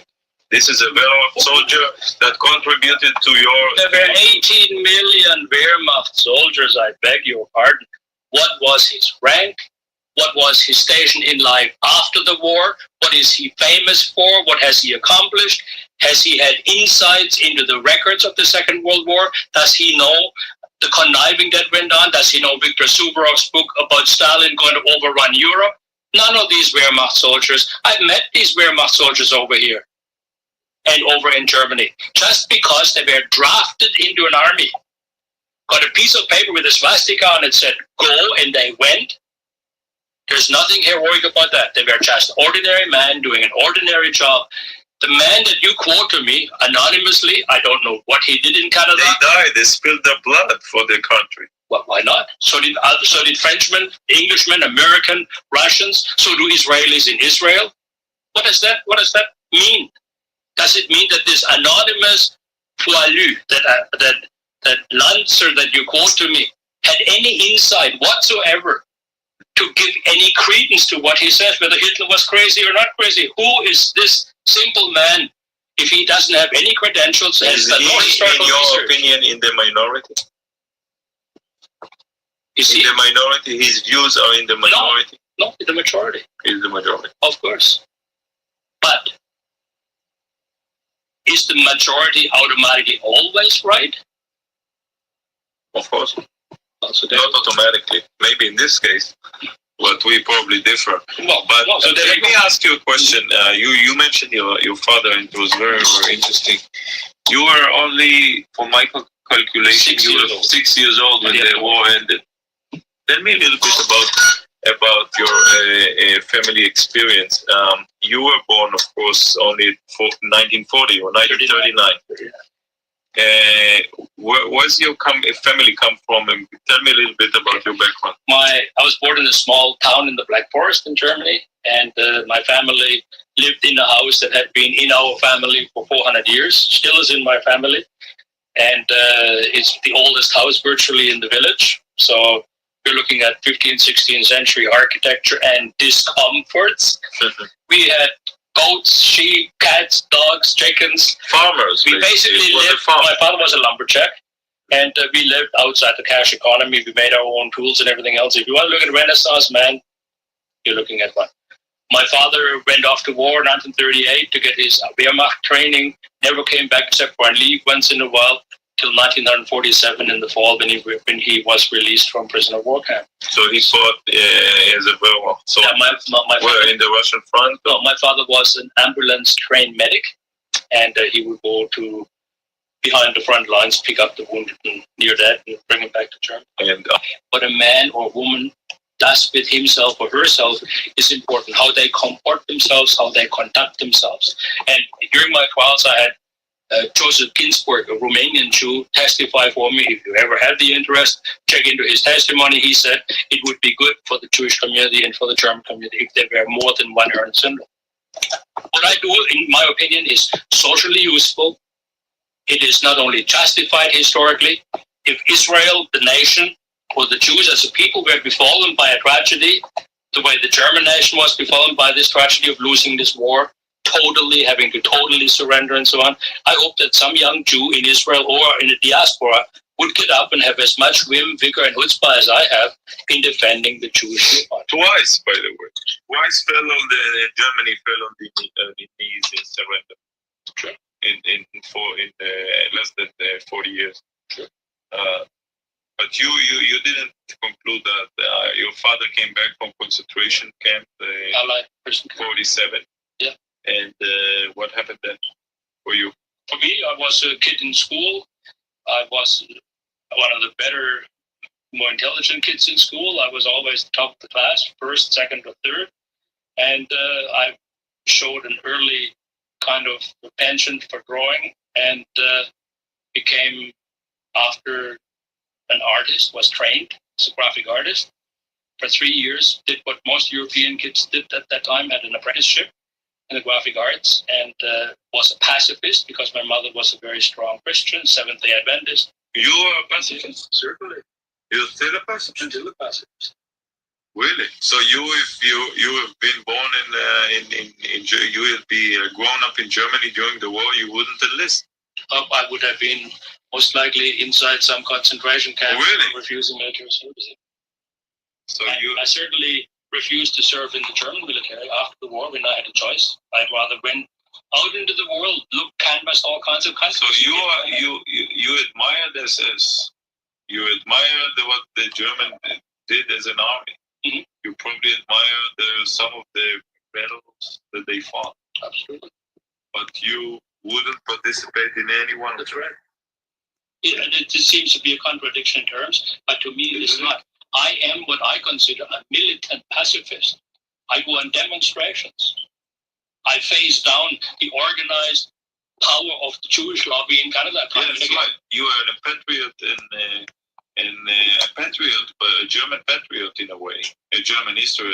I'm sure that you're not very happy about this Germany today, but you wouldn't, and you are proud of those 12 years.